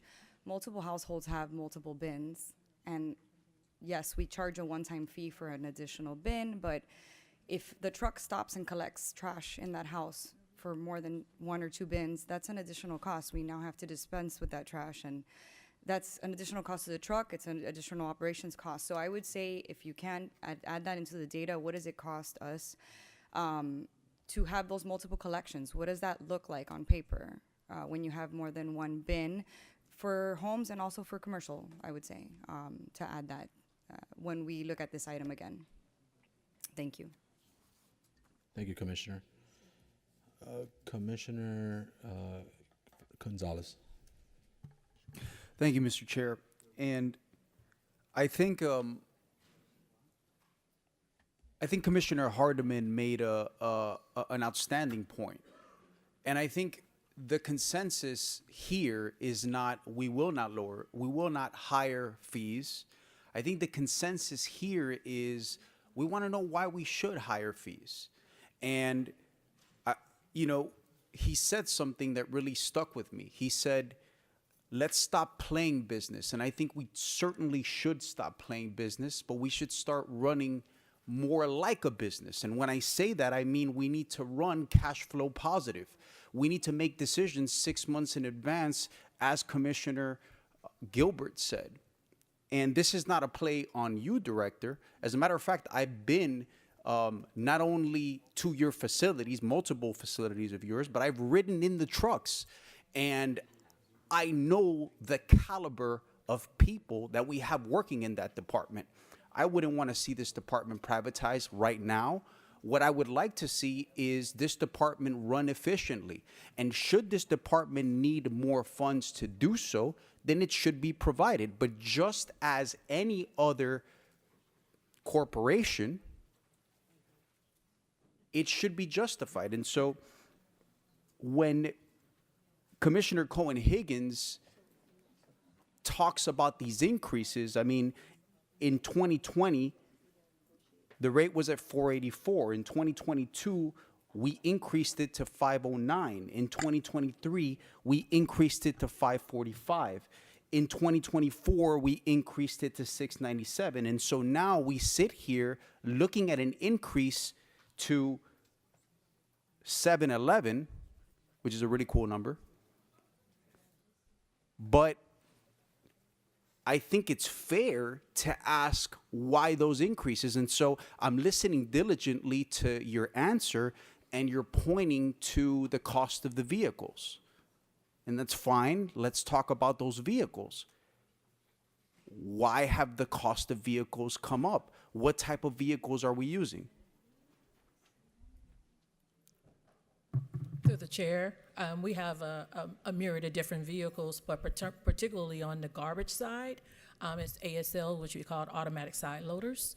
And then we also have some rear loaders, which we do for some of our commercial or our multi-dwelling units. And from what I understand, we've replaced many of our vehicles with electric vehicles to save money. Have we saved money? Have we replaced to electric vehicles? We actually had one electric vehicle, and that electric vehicle was not able to optimize with regards to pickup, just because of being able to. The timing, right? Yes. The life of it. The life of the battery, and so we only used it in the closer area where it was more dense. We do have some hybrids as well. I don't have the number of hybrids, but most of our fleet for collections is ASL. On the bulk side, of course, we have trash trucks, and we have some lightning loaders, which is the grapple, so that they can pick up the debris, and we also utilize those for illegal dumping. But I only pointed to the vehicles or the equipment because that's the biggest spike we've had with a 45% increase. that we've seen.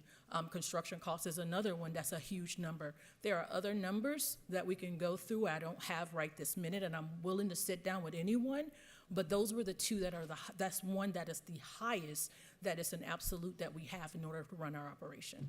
And I think many of the commissioners on the board have already expressed that it's not that we don't want to raise fees. It's just that we want to understand why it's necessary to raise fees. And I don't think that this is geared towards your director. I mean, certainly in the past, few years that I've been here, we've had 3 directors at that department. I think you're doing a fantastic job. And every time I speak to you, it seems like you're on your A game. So I don't think this has anything to do with you. I just think that the folks on this board just want to sit down, look at those numbers, and as Commissioner Garcia stated, we want to see line items. I'm going to be honest with you. I want to have that conversation, right? I want to have that conversation. And when Commissioner Cohen-Higgins comes up here and, she explains the increases, I was looking at those increases as well. I voted not to increase fees in the past. The fees were increased. We're now sitting here looking at another increase. And I just want to know why and how. And it's not enough to say the price of eggs went up. I think that, yes, the costs have gone up, but the chairman has stated we're looking at finding efficiencies. You folks have found some efficiencies. I think Commissioner Regalado has pointed to many other efficiencies that we can look at and many revenue generators that we can look at. I think that if we all put our heads together like we're trying to, we can figure out a way to maybe raise that cost to a minimum level, or maybe not raise it at all. Thank you, Mr. Chair. Thank you, Commissioner. I have a queue. I have Gilbert, Bastian, and then DCH. But I'll interject. And usually I either don't speak or I'll speak at the end. But look, I think first and foremost, Director, and I may have said this earlier, I think you guys have really tried to do the best that you can with the cards you've been dealt, of sorts. But I'm listening to debate, and the great thing about debate, and I'm glad that we're doing this today, is that we can disagree on things, right? And we kind of learn from each other, and we have new ideas. And Commissioner Hardiman, that was actually very great and important what you mentioned. I happen to disagree with a lot of it, right? Just because in the example of American Airlines, if American Airlines raises their fees, I have options. I have a choice to either not fly with them, not fly at all, or go look at other airlines. I had not, and I probably should have, but I had not thought about privatization at all. It's not something that I was exploring or thought about at all. But frankly, with the deficit that the administration is showing us, the $400+ million, I think nothing should be off the table. And you said it in your initial presentation responding to Commissioner Cohen-Higgins, that in addition to the trucks, et cetera, part of it is the CBAs, the collective bargaining agreements. Nothing should be off the table because we are essentially running a business. We are a very large one, but we are running a business. I run a business. I own and operate a business, multiple actually. And I've lived through, in business, through the 2008-2009 real estate crash. And it was very tough times, and my wife and I had to make very tough decisions. We had to freeze salaries, but nobody lost their jobs. We had to renegotiate existing contracts. We had to look for efficiencies and streamline certain things. It taught us to do that. I know you're doing a lot of that. But when we are being told, to Commissioner Cohen-Higgins' point, and the paper is repeating, whether it's the Herald, whether it's TV or radio, that's all people ask me about in the street, is what are you going to do about this nearly $500 million deficit? When that is the rhetoric, a very factual rhetoric, I'm not saying it's not, because I've seen the numbers myself, and we are talking about raising fees, a $5 million savings in 12 months to me does not suffice. It simply does not suffice. I think nothing should be off the table. Nothing. Commissioner Gilbert. Thank you, Mr. Chairman. I agree that nothing should be off the table, but that nothing should be off the table has to include a rate increase if it's merited. So, and let's just slow it down. Commissioner Hardiman, I appreciate your comments. I especially appreciate the analogy of the Great Reset. Because a lot of times we view our service and our decisions in the context of our service. So our decisions are viewed in the context of the time that we've been on this dais. So we take account for the things that we actually voted on. But in truth, we're always either addressing, fixing, redesigning something that was actually given to us. So when we say things like, you know, it's been raised 46 or 47%, I think the numbers are accurate, but it's a little misleading because we inherited a system that was borrowing money to run every year. So, to put this in context, a lot of times people think that government is the same. We're not the federal government. We have to pass a balanced budget. We have to balance our budget. So I appreciate the rhetoric I hear on CNN and Fox and MSNBC and C-SPAN, but we are not them. We have to balance our budget. So if we're going to provide a service, we have to actually pay for it somehow. They speak at a very high level. We run the streets. And this takes the garbage off the streets. I think it was Tip O'Neill that said there's no Democrat or Republican way to pick up garbage. The garbage has to be picked up. Yeah, I appreciate the remarks of my colleagues, and I appreciate their questions. And Madam Director, I think that you ought to have very specifically address how the increase is affected in each of those line items and be able to show us in the committee discussion where all of those cuts occurred. To Commissioner Regalado, I think the idea of 1% is ideal. I'm aiming for 0%. I don't want to increase at all. I don't want to increase at all. I think that I'm hesitant to accept it and build 1% in as the amount that we mail out to people, because if we don't get there, then we have a deficit problem. But my hope is that when we come and we have this discussion and she presents all the information, we can build in efficiencies from the different ideas from the administration and the policymakers, the commission, and we will have an opportunity to bring something back before this board that represents quality service from a quality system that's as inexpensive as possible, with the understanding that everything costs something. One of the things that I believe that we do as politicians, and it's easy, is we don't actually really tell people what it costs to do what we do. Let me give you an example. People think when they get on the bus and they pay the bus fare, they're paying for the bus ride. Commissioner Higgins, how much does it cost? You know off the top of your head to actually... We usually get 30% recovery. 30% recovery. What that means is they're actually paying 30%-ish of what it actually costs to ride the bus with the fee. We're supplementing that with other funds. The danger of us doing that is we never actually tell people what it costs to do it. And I'm okay with that, because that's the difference between us and a corporation. We don't exist for our shareholders. Our shareholders are the goodwill and the functioning of a society. So we can run like a business, but be careful, because businesses run for profit. We run for service. And there is a distinct difference, because if we're going to run for profit, then we're going to actually measure everything out, and we're going to measure it based on, that's going to be our goal, turning a profit. Right now, our goal is providing quality services. That's why we're not a private utility, we're a public utility. That's the difference.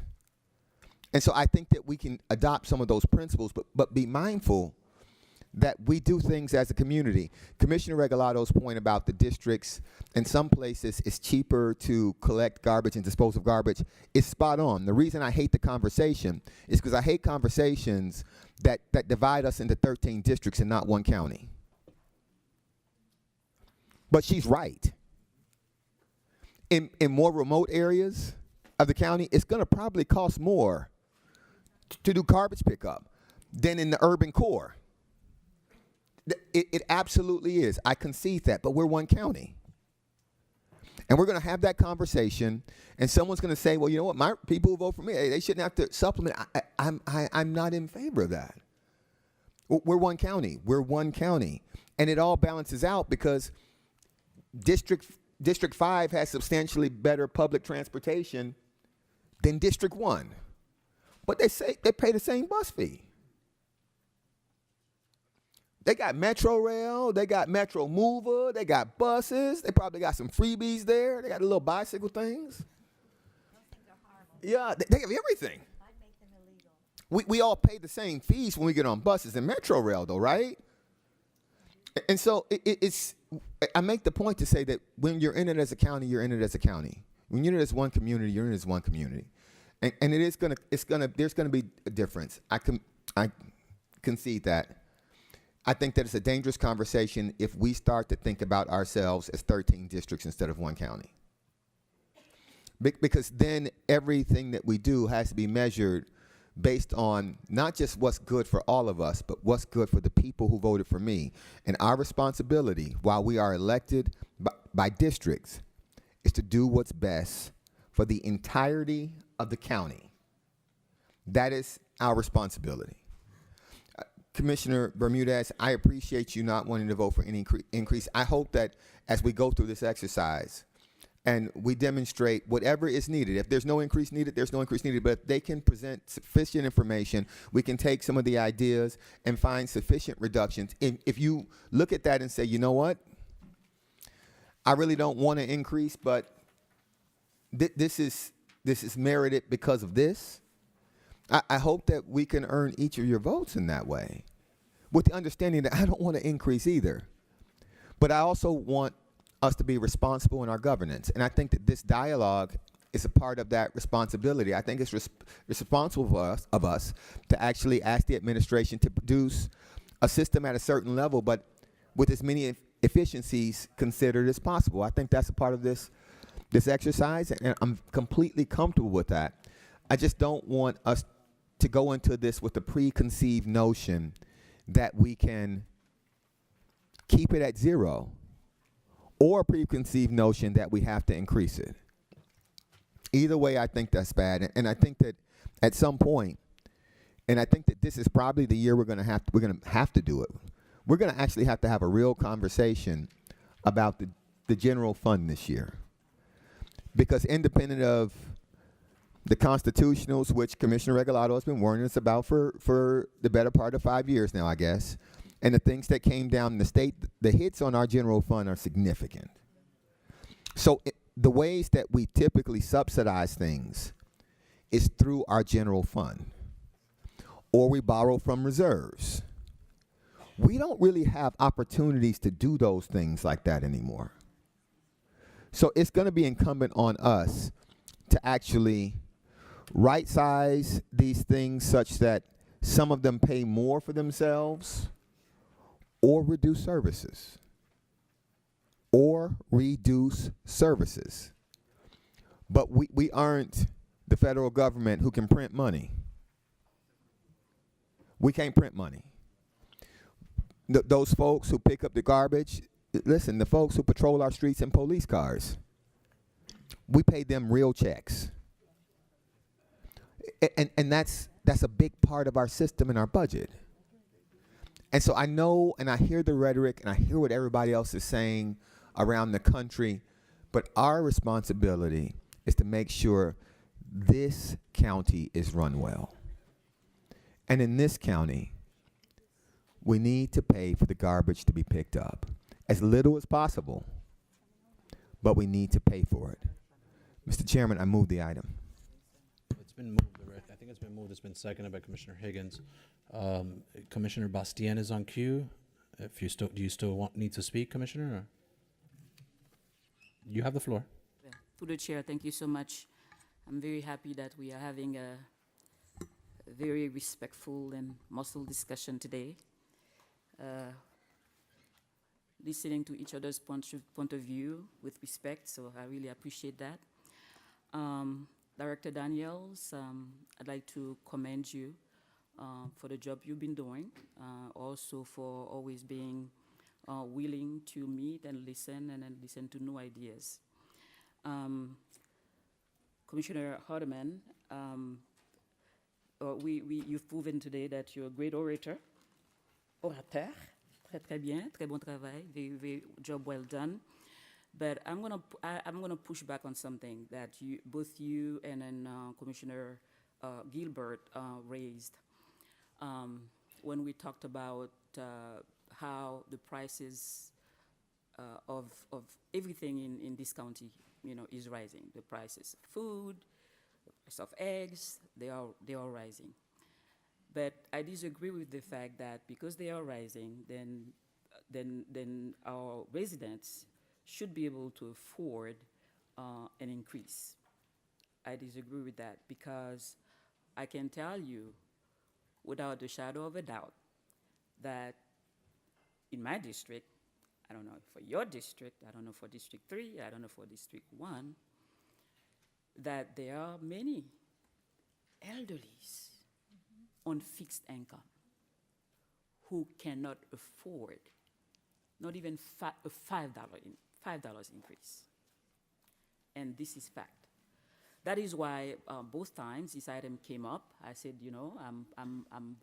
I'm voting yes for now, because my hope, my goal, is to continue this conversation with you, and I'm happy to see that there is a consensus around the dais today to continue this discussion with you, and then to look at the line items in a comprehensive manner, and to see where we can find ways for people, not to have to pay more. Because the fact is, unless we are lying to ourselves, the fact is there are people, Director Daniels, and I know you know it, who cannot afford it.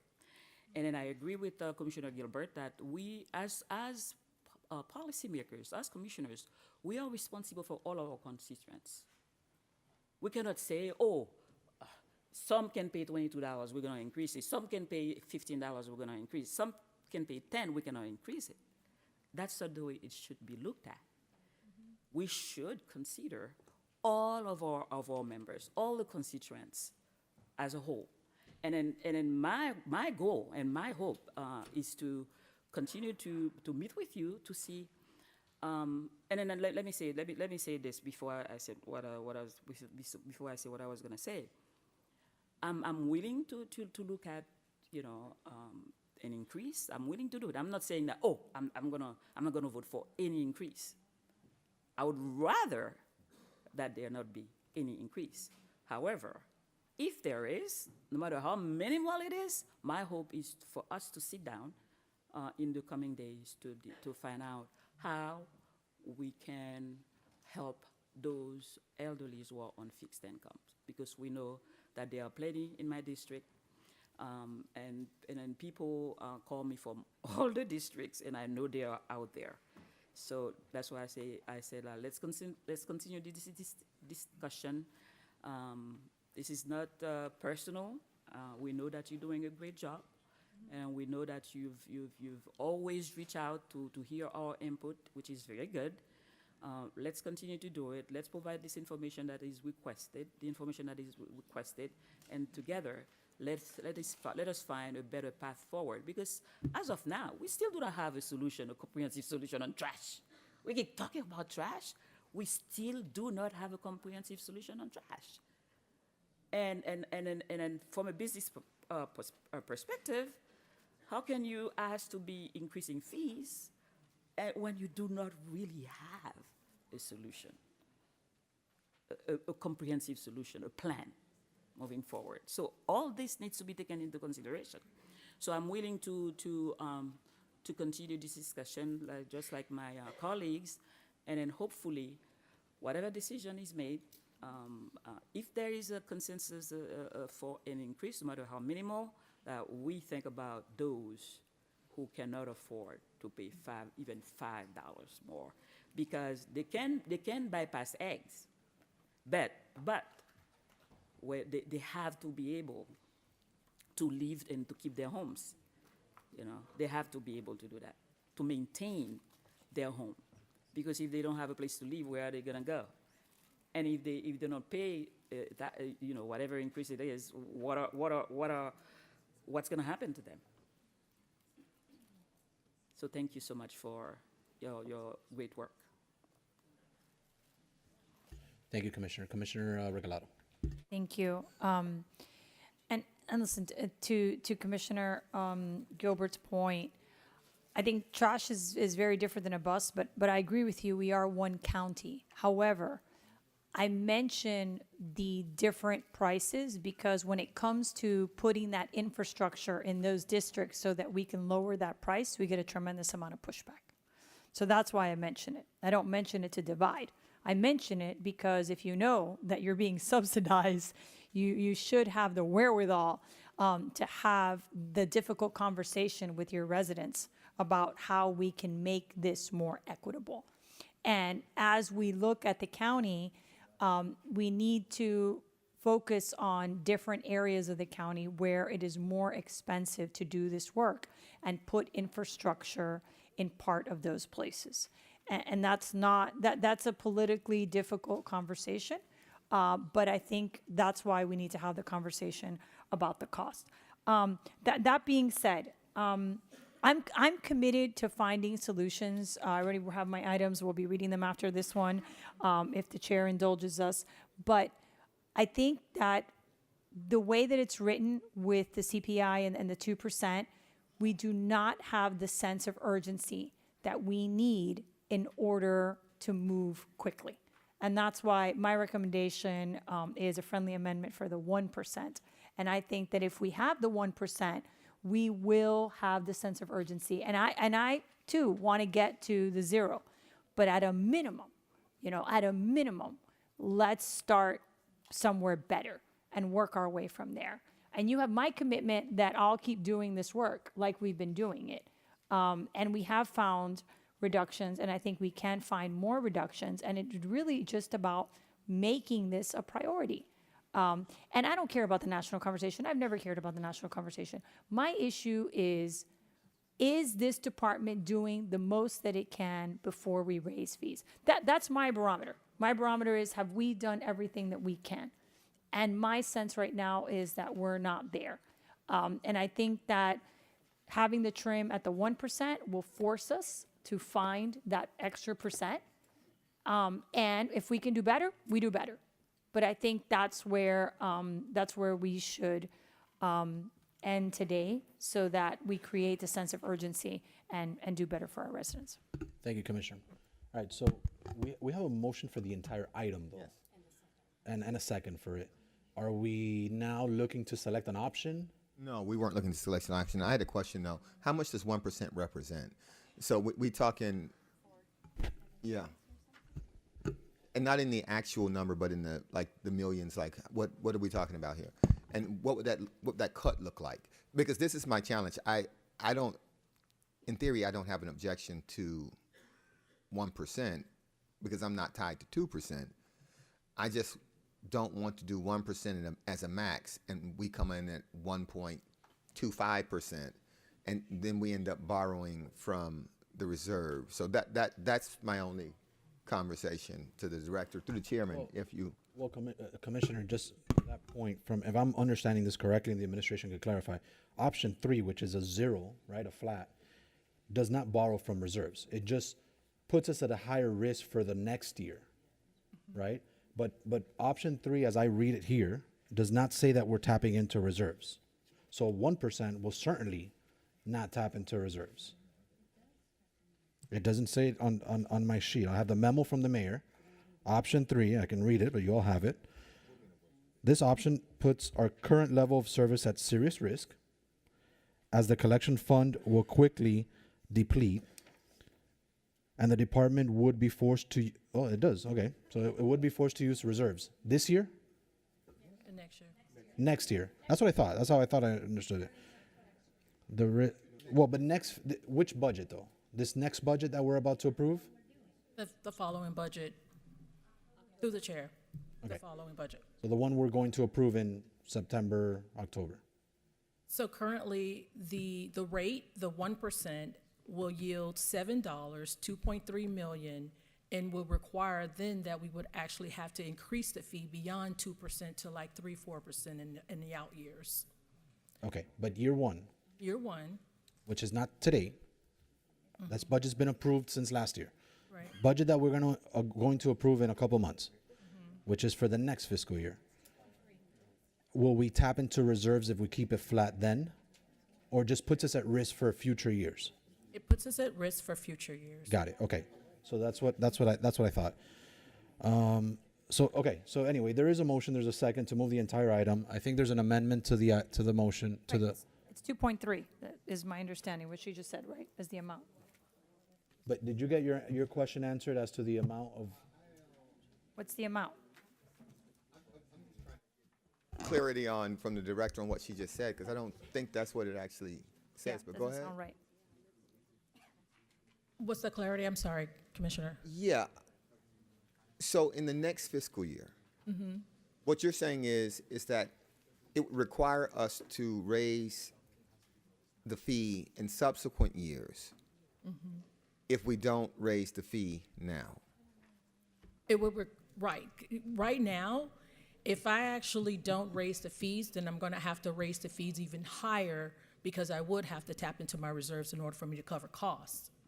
Well, propose it, but because we raise it. But question, Commissioner Gilbert, this may satisfy your concern. Can the attorneys respond? As long as we pass something today, can it? And let's say we do it at 1%, for argument's sake. Can we then increase it just because something has been noticed, or is it capped? The answer is yes, as long as the notice is sent to the property owners. At second reading, the board will have the flexibility to make changes to the rate, up or down. Thank you. So we can still, the board can still opt to raise it as long as we pass something today. This isn't the millage, so we can raise it. We just have to give notice. Let's do it, 1%. All right, so we have a motion, we have a second, we have a friendly amendment, to cap it at 1%. Still goes to committee as a discussion item. No action will be taken at committee. And then we'll be back in second reading in September. Okay. Agree? All right. The only thing that I'm sorry to interrupt. The only thing that I would add to that is, if we come up with some more solutions, I have some here. If we come up with some more solutions at committee, to fast track those to the July 16th, so it all moves. Yeah, that's all I would request. If timelines allow, I'm open to that. All right, clerk, please call the roll. Madam Attorney, do you need to clarify the amendment or anything? Or are you good? So this would be item 4J as amended with a 1% increase. Correct, which is essentially option 2. Yes. Okay. And then what about the other amendments? Okay, all right. Clerk, please call the roll. Commissioner Cohen Higgins, No. Senator Garcia, Commissioner Gilbert, Commissioner Gonzalez, No for now. Commissioner Hardeman, Commissioner Higgins, Commissioner Millian Orbis, No. Commissioner Regalado, Yes. Commissioner Steinberg, Commissioner Bastian, Commissioner Bermudez, Yes for now. Vice Chairman McGee, Yes. Chairman Rodriguez. And I vote no. Motion passes 8-4. Awesome. All right, guys. Thank you all. Vice Chair, you recognized. Thank you, Mr. Chairman. Mr. Chairman, Madam Attorney, just for clarity, on the record on this last, one of the last explanation that were given, the 1% is not, because I want the public to be very clear, the 1% is not a guaranteed increase. That is just a proposed amount for purposes of the trim notice, but it still has to come back here for the policymakers to make a determination on the percentage of an increase, if it's going to be an increase or decrease. That is correct. The 1% is a proposal both for the trim notice as well as the mailed notice to taxpayers. Thank you. And to Director Daniels, I just want to publicly thank you and your staff for reaching out, educating us on what needs to be done and how it needs to be done. And I do stand by what I said earlier, that one of the best hires the mayor's made was bringing you in. Thank you. Thank you, Vice Chair. All right, Madam Attorney. Actually, also just to, as I said it at the beginning, point of personal privilege to also congratulate Carlos Moreno, who works for support staff for the commissioners. It was his birthday yesterday as well, so make sure you all wish him a happy birthday if you see him, or belated birthday for that matter. All right, Madam Attorney, can we go into public hearing items at this time? Yes. Oh, do you want to do your 2 items that are relevant to solid waste? That would be great. We could just You're recognized for that. get her done. Let's do it. Let's knock it all out.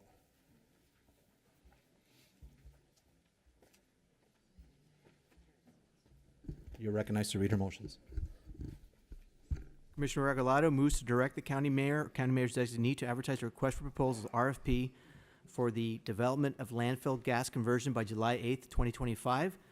The county mayor is also directed to make an award recommendation on the RFP within 60 days from the receipt of proposals to the RFP and place such award and recommendation before the board.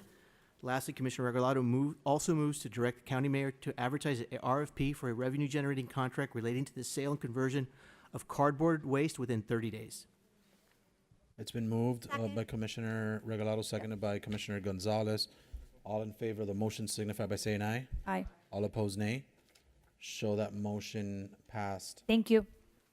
All right, and that's it, right? There wasn't 2 of them together. All right, Madam Attorney, let's go into public hearing. Yes, sir.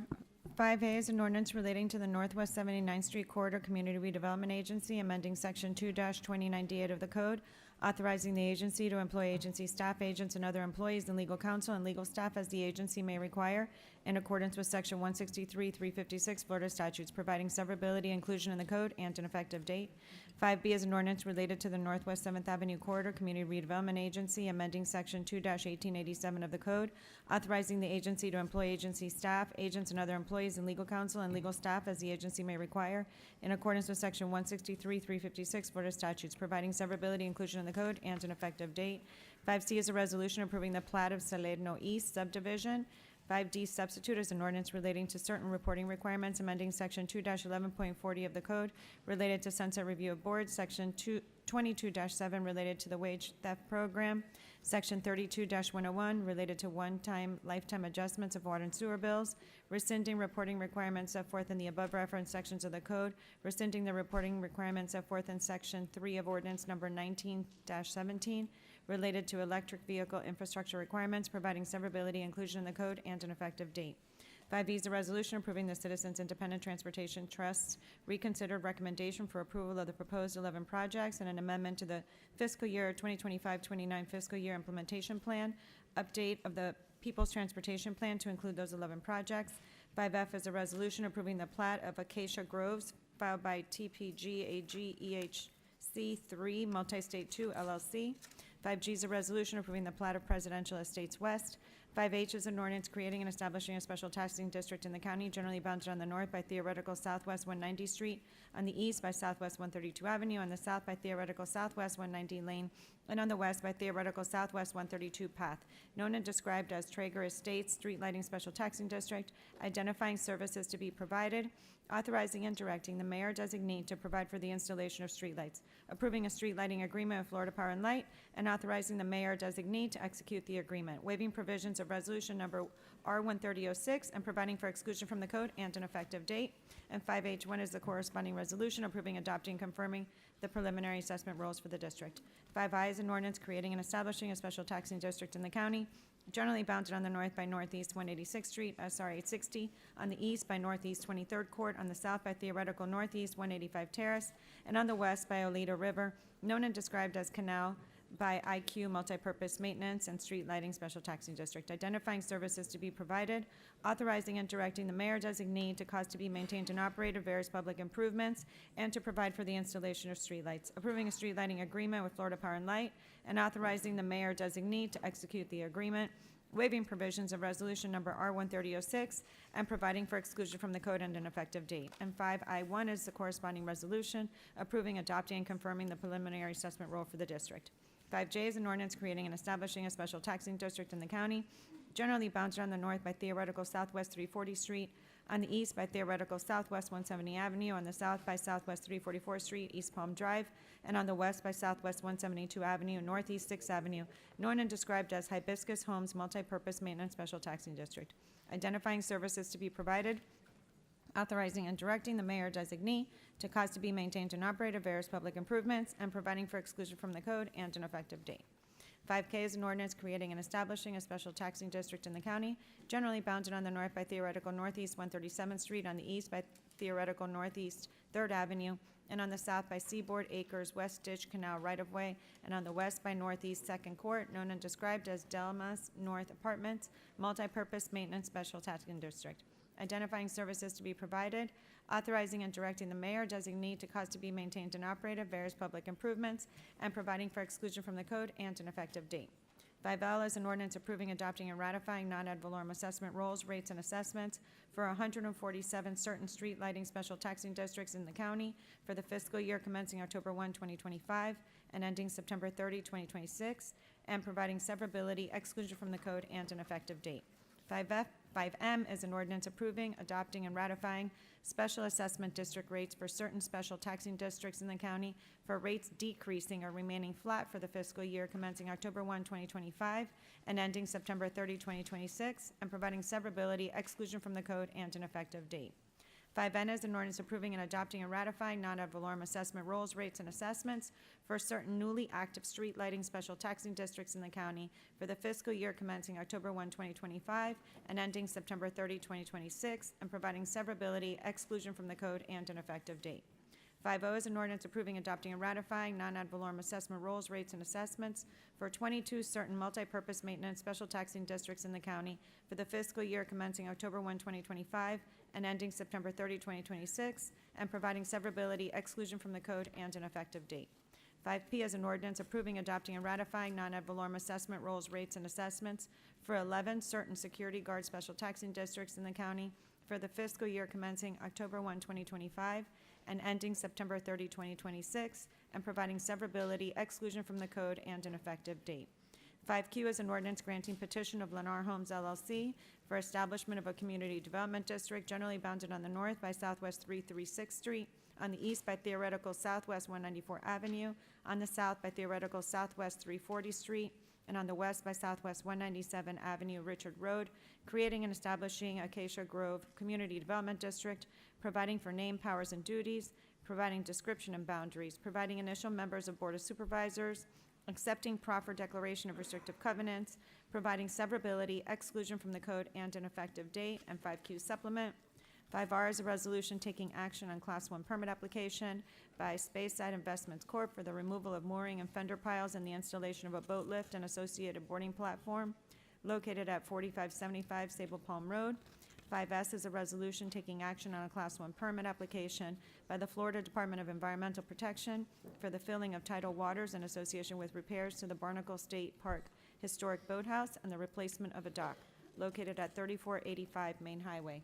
Those are your public hearing items, Mr. Chair, and at the appropriate time, I do have requests to bifurcate some of those items from Go you. ahead, and read your the colleagues. bifurcations. Do you have any cards or speakers? Do you want to do them? I do. I have one speaker for public hearing. You want me? Should I do that before we bifurcate? Let's go ahead and open up a public hearing for these items. I have Mr. Stanley Young. You want to come up and speak on one of these items? I have you registered for 5A.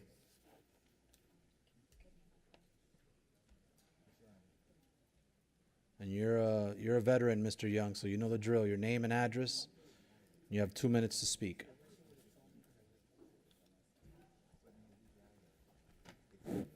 Thank you, Chairman. Stanley Young, Chaplain Stanley Young, 500 Northwest 2nd Avenue. I thank you for allowing me to come before you, Commissioners, to share with you our wonderful work that our CRA are doing in our community. I have attended several of the CRAs. The 79th Street CRA is doing a wonderful job. But I have one thing that I have seen that needs to either expand or have the CRA or have those organizations that I represent as a nonprofit, as a CBO in our community. We don't have any platform like the CRA. We need a platform like a CRA. CRA doing great with the mom and pop, helping those small business in the area. But what about the community? What about the unsung heroes that are out there in the community that walk the streets like myself, who are trying to help those who are living on our streets to get a better life? So the CBOs, you have funding for them, the grants that has these long applications that many of us just get turned away from, even trying to attempt to apply for any kind of funding, any kind of help, or any kind of assistance. So that is one of the proposals that I have, that you have 10,000 CBOs in Miami-Dade County that gets little or no recommendation whatsoever. And that was my proposal that you will consider from this wonderful board to recognize those CBOs on their own. Thank you. God bless. All right, thank you, Mr. Young. And with that, I'm going to go ahead and close public hearing. That's the only person I had registered to speak. All right, Madam Attorney, any bifurcations that you have or any bifurcations from the board? Yes, Mr. Chair, I have item 5L, as in Larry. Commissioner Bermudez and yourself have requested bifurcation. And on item 5N, Commissioner Bermudez wishes to bifurcate. 5O, Commissioner Bermudez and yourself. And 5P, you, Mr. Chair, has requested bifurcation. All right, do I have any other bifurcations from the board? Okay, Commissioner Gilbert moves the remaining of the items. Commissioner Bastien seconds the motion. Clerk, please call the roll. Senator Garcia. Commissioner Gilbert.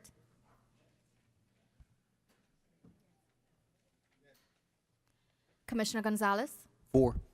Commissioner Hardeman. Commissioner Higgins. Commissioner Milian Orbis. Yes. Commissioner Regalado. Commissioner Steinberg. Commissioner Bastian. Yes. Commissioner Bermudez. Yes. Commissioner Cohen Higgins. 4. Vice Chairman McGee.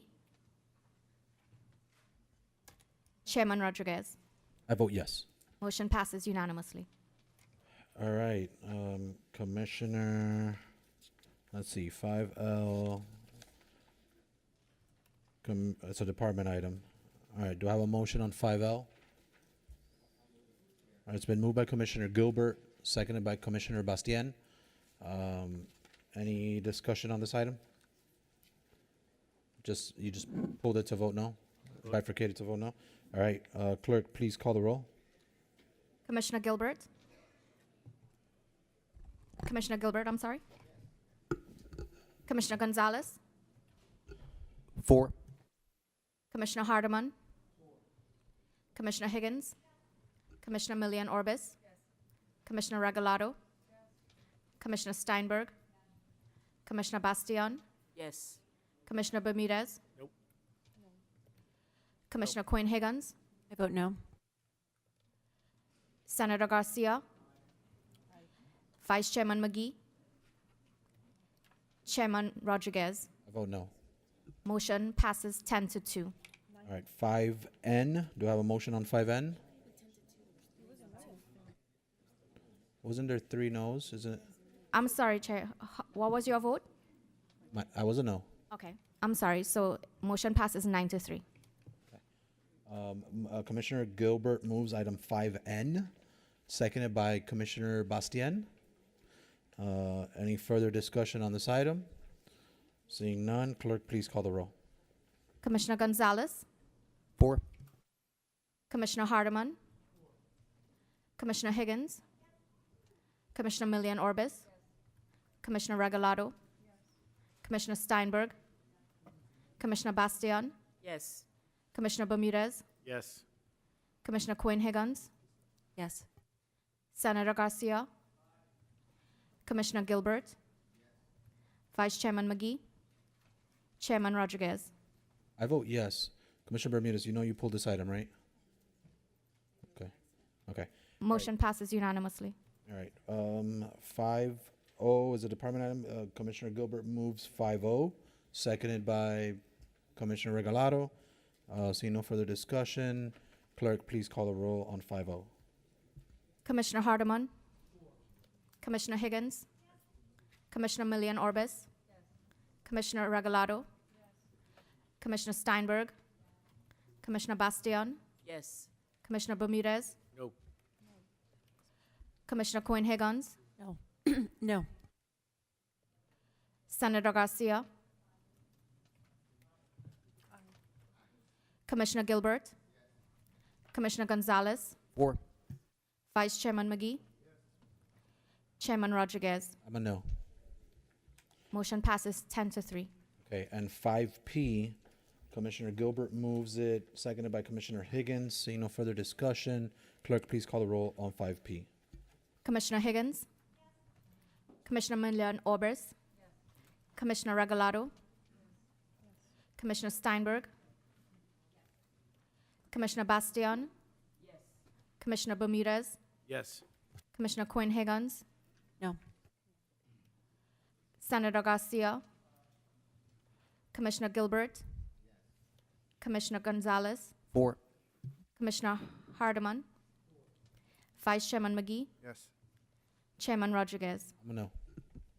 Motion passes 11-2. All right, Madam Attorney, those are all our public hearing items, right? Yes, sir. I do have some releases, if you would like to entertain those. On the pull list, go ahead. I have Commissioner Gilbert releases item 801. He was the only polling commissioner on that item. Okay. It's been moved, it's been seconded by Commissioner Steinberg. We're good? For the appointment, when you have a chance. Yes, yes. All in favor of moving item 801, signify by saying aye. Aye. All opposed, nay. Okay, and is there other releases, Madam Attorney, or? Mr. Chair, I had a release, I believe Commissioner Gonzalez had released his pull of 8G3, but there are two polling commissioners. Okay, then we'll take those up in a minute. I do want to recognize the mayor for her official appointment of Nathan Cogan. But Madam Mayor? Thank you, Mr. Chair, and to the commissioners. I'm very proud today to officially appoint Nathan Cogan, who was our interim director of the Housing and Community Development Department, and today we are naming him to be the permanent director. He is a proven leader, not only in public housing, in the public sector. He was our lead in zoning previously, and I think many of you know him from his previous role. He has served as the interim since October of 23. I'm so sorry. He served as the assistant director since October of 23 when our previous director brought him over from the planning section. And he has focused in housing on planning and redevelopment of public housing sites and other county-owned properties. And he has brought vision and efficiency to some of our most critical assets. From 2014 to 23, he served as our county zoning director, where he modernized our zoning administration. He expanded urban center districts, rapid transit zones, and led efforts to streamline the development review process across county agencies. And before joining the county, he was the founding planning and zoning director at the city of Doral. And he led efforts there to streamline development review process across county agencies. I'm so sorry. He also led the city's first comprehensive development master plan and zoning code at the city of Doral. So he has consistently demonstrated excellence in local government planning throughout his career, and I am very confident in his leadership, his ability to guide this department with integrity, innovation, and a deep commitment to community development, and I hope you will join me in welcoming Nathan Cogan as our Director of Housing and Community Development. Thank you, Madam Mayor. Nathan Cogan, you have Director Cogan, you have a few seconds. Thank you very much. Madam Mayor, I really want to thank you, and I appreciate this opportunity, and I look forward to carrying out your vision of providing affordable and dignified housing throughout the county. And to the Board of County Commissioners, I know this is one of the most important, if not the most important issue dealing with this county, and I look forward to collaborating, thinking out of the box, and doing the right thing for the residents of Miami-Dade County. And I really like to thank the staff at HCD who've been extremely welcoming, warming. They are an incredible professional body. So it's not just me, it's a whole team that you're getting. And there's a lot of colleagues in this room and hopefully watching that go back to when I first started that I'd like to thank. And finally, I'd like to thank Lourdes Gomez. Lourdes, I'd like to thank you for preparing me for a position of this responsibility. It was a very great 10 years over there, and she really is an amazing, amazing director. And of course, I'd like to thank my family, who unfortunately half of them are in Orlando in a dance competition. My wife and family, and of course my parents up in Canada. So thank you very much. I look forward to working with you, and we're always going to be available. Thanks. Thank you, Director. Appreciate it. All right. Congratulations.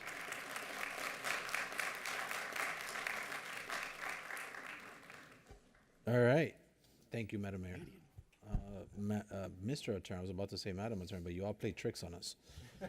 Mr. Attorney, can we go into second reading items, or? Yes, you have one, one second reading item. It's 7A, ordinance related to environmental protection, amending sections 2448, 2448.2, 48.3, 48.5, 48.9, 48.13, 48.18 of the code, revising provisions related to expedited administrative authorizations to authorize the placement of biodiversity enhancement tiles on an existing seawall or bulkhead under certain circumstances and pursuant to certain criteria, revising provisions related to eligibility for short-form permits with respect to seawalls and bulkheads, revising regulations related to seawalls and riprap boulders, revising procedures related to short-form and standard-form class permits, providing for administrative approval process for both, revising and deleting certain procedures which currently provide for short-form and standard-form class permit applications to be heard and decided upon by the board, creating exceptions for work related to seawalls and bulkheads from the permit application requirement to obtain a substantiating letter or plan approval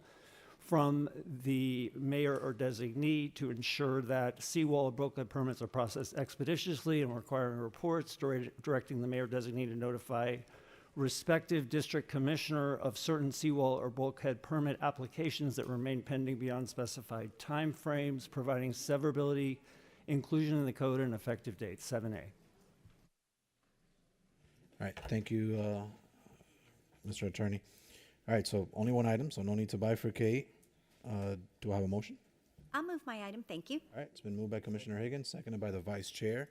Any discussion? I just have a quick question. All right, Commissioner Steinberg, and then Oh, yeah, just a quick question. I think it's a great item, and I fully support it. I do have one question on clarification as it relates to the increase in potential waterfront. I just don't want this to be seen as like people are able to increase their own properties for a benefit without having to come forward in some other mechanism. Is that something that is contemplated here? Can you clarify that? Sure, I'm happy to do that because I think many of you might have received a list of a variety of questions. I met and evaluated all of those comments with the county attorney's office, so our item is fully compliant with federal law and with state law. Just to let you know, just the fact that Durham issues the permits, it does not mean it is the only organization reviewing these permits. The Army Corps weighs in on them, as does FDEP. There is a little confusion about that. If you fix your aging seawall, we have two options now. The way we have it now is you basically have to destroy it, and we've all heard stories of people in doing that. Their seawall has collapsed and actually hurt the bay. This additional 14 inches can be done. The waterkeeper and others were worried you could do it again and again and again and essentially fill Biscayne Bay. The state of Florida on state submerged lands has a limit of 36 inches, and they would weigh in on all of that. So effectively, it really just can't happen. Thank you. Thank you. Does that satisfy the question? Commissioner Regalado? Yeah, my question was on the submerged lands also because we all got the same letter. And obviously, I appreciate the work on this. The three of us get a lot of seawall questions, so good job. All right. With that, I have a motion by Commissioner Higgins. It was seconded by the Vice Chair. All in favor signify by saying aye. Aye. Voice vote. Oh, it is an ordinance. Clerk, please call the roll. Commissioner Milian Orbis? Yes. Commissioner Regalado? Commissioner Steinberg? Commissioner Bastian? Yes. Commissioner Bermudez? Commissioner Quinn Higgins? 4. Senator Garcia? Commissioner Gilbert? Commissioner Gonzalez? 4. Commissioner Hardeman? Commissioner Higgins? Vice Chairman McGee? Yes. Chairman Rodriguez? I vote yes.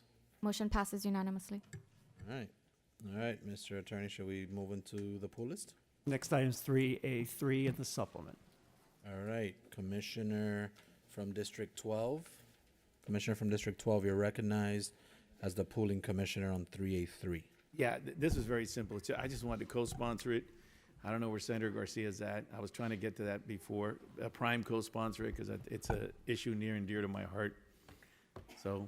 All right, show Commissioner Bermudez co-sponsored. Senator Garcia. Prime co-sponsor it. I'll think about it. Co-sponsor. He's going to think about it, Commissioner? Think about it. I thought about it. Yeah. Thank you, thank you, Senator. That was it. That was it. Move it. All right. Hey, we're both from Hialeah. That's why we got it. It's been, I mean, like, you keep saying that, but it's like, I don't know. Like, I mean, you got the Guayabera, but, like, I don't know about that. All right, I'm just messing with you. Commissioner, Senator Garcia moves item 3A3. It's been seconded by Commissioner Bermudez. All in favor signify by saying aye. Aye. All opposed, nay. All right, show 3A3 passed. 8G3 is your next item. AG3, Commissioner from, which is the one, who released it? So D11 released it. All right. So Commissioner from District 5, you recognize? Yes, Mr. Chairman, I've just been consistent throughout my career here on the dais. I'm not a fan of annexation since we don't have yet have a total policy around it, so I always respectfully vote no. All right, thank you. And Commissioner from District 8. Thank you, Mr. Chair. I have questions on this item for the administration regarding the fiscal impact to the county and our general fund. I know in our fiscal impact statement, it says that it is essentially a cost savings to the county because this proposed annexed area only generates $101,000 of revenue for the county, and the cost to provide services is in excess of $300,000. And so therefore, there is either a cost savings to the county or a cost neutrality at best. But the highest cost and expense outlined in that cost to provide services to the area is in police, right? Which makes sense, right? $269,000 in police. But that cost doesn't go away. It just shifts to another location. Those officers are not losing their job. They're not going to get suspended or, without pay. That expense stays on the books for us. So help me understand how this proposed annexation is a cost savings to the county. That's question number one. Through the chair. Good morning, George Fernandez, Office of Management and Budget. Good morning, Commissioner. To your point, you are correct that the way that historically these things have been done, they show as a savings, because obviously when the police department was part of administration, we could reduce those costs. In this case, I'm not sure that the sheriff would reduce her costs. She would probably shift her resources at that point, but that remains to be known. Again, this is an annexation. If it's approved today, it would take a few years, or at least a year, to move forward through the process. Okay, so thank you for explaining that. So would you agree that it's not really a cost savings to the county with the $269,000 still staying on the books? I can't say I agree. I should say that if the sheriff reduces her services, then it would be a cost savings. Any indication that the sheriff has made that she wouldn't reduce those services of those officers in that area? We have not had a discussion with the sheriff concerning this annexation. Okay. 96 homes in the proposed annexed area, correct? That's what the item says. It says 96 proposed homes. 97 folios, correct. we've spent a considerable amount of time in this hearing and in previous hearings regarding not wanting to raise rates, fees, taxes on our residents. The 96 homeowners in this proposed annexed area would have an increase of almost $1,200 to their ad valorem taxes, correct? Yes, ma'am, that's based on the difference between the UMSA millage rate and the City of Florida City millage rate. The UMSA millage rate being 1.9, which is what those homeowners are currently paying. Should this be annexed into the municipality of Florida City, their taxes would be increased to a 6.3 millage rate, yielding an almost $1,200 tax increase to those 96 homeowners. Is that correct? Yes, ma'am. And because it's under 250 residents, they don't get to vote for it, correct? That is correct. This board would make that decision. So a vote in support of this item would be a vote to increase the taxes on those 96 residents without them having a vote or a say on whether or not they want that tax increase? Well, ma'am, I think the say is part of the public hearing process. All the homeowners, or the property owners, excuse me, were notified of this hearing and several other hearings that have occurred on the issue. Yeah, I understand that, and I appreciate you making that point. But in other annexations, when there is a residency of higher than 250,000, not 250,000, excuse me, 250 residents, there's a vote that's required by the residents on whether or not they want to annex themselves or be included within a municipality. Is that correct? That is correct. The code requires that if the annexation area has over 250 resident electors or is more than 50% designated residential, there is a vote required. Okay, and that's what I was trying to clarify. Talk to me about the road maintenance in this square mileage area. If it were to be annexed into Florida City, who's responsible financially for maintaining those roadways? It depends on the roadway. There are a few roadways that will remain under county jurisdiction. They are usually section line and half section line roads. So there are a few that would remain with the county. That would remain within the county's financial responsibility to maintain? Correct. Okay, thank you so much. I have nothing further, Mr. Chair.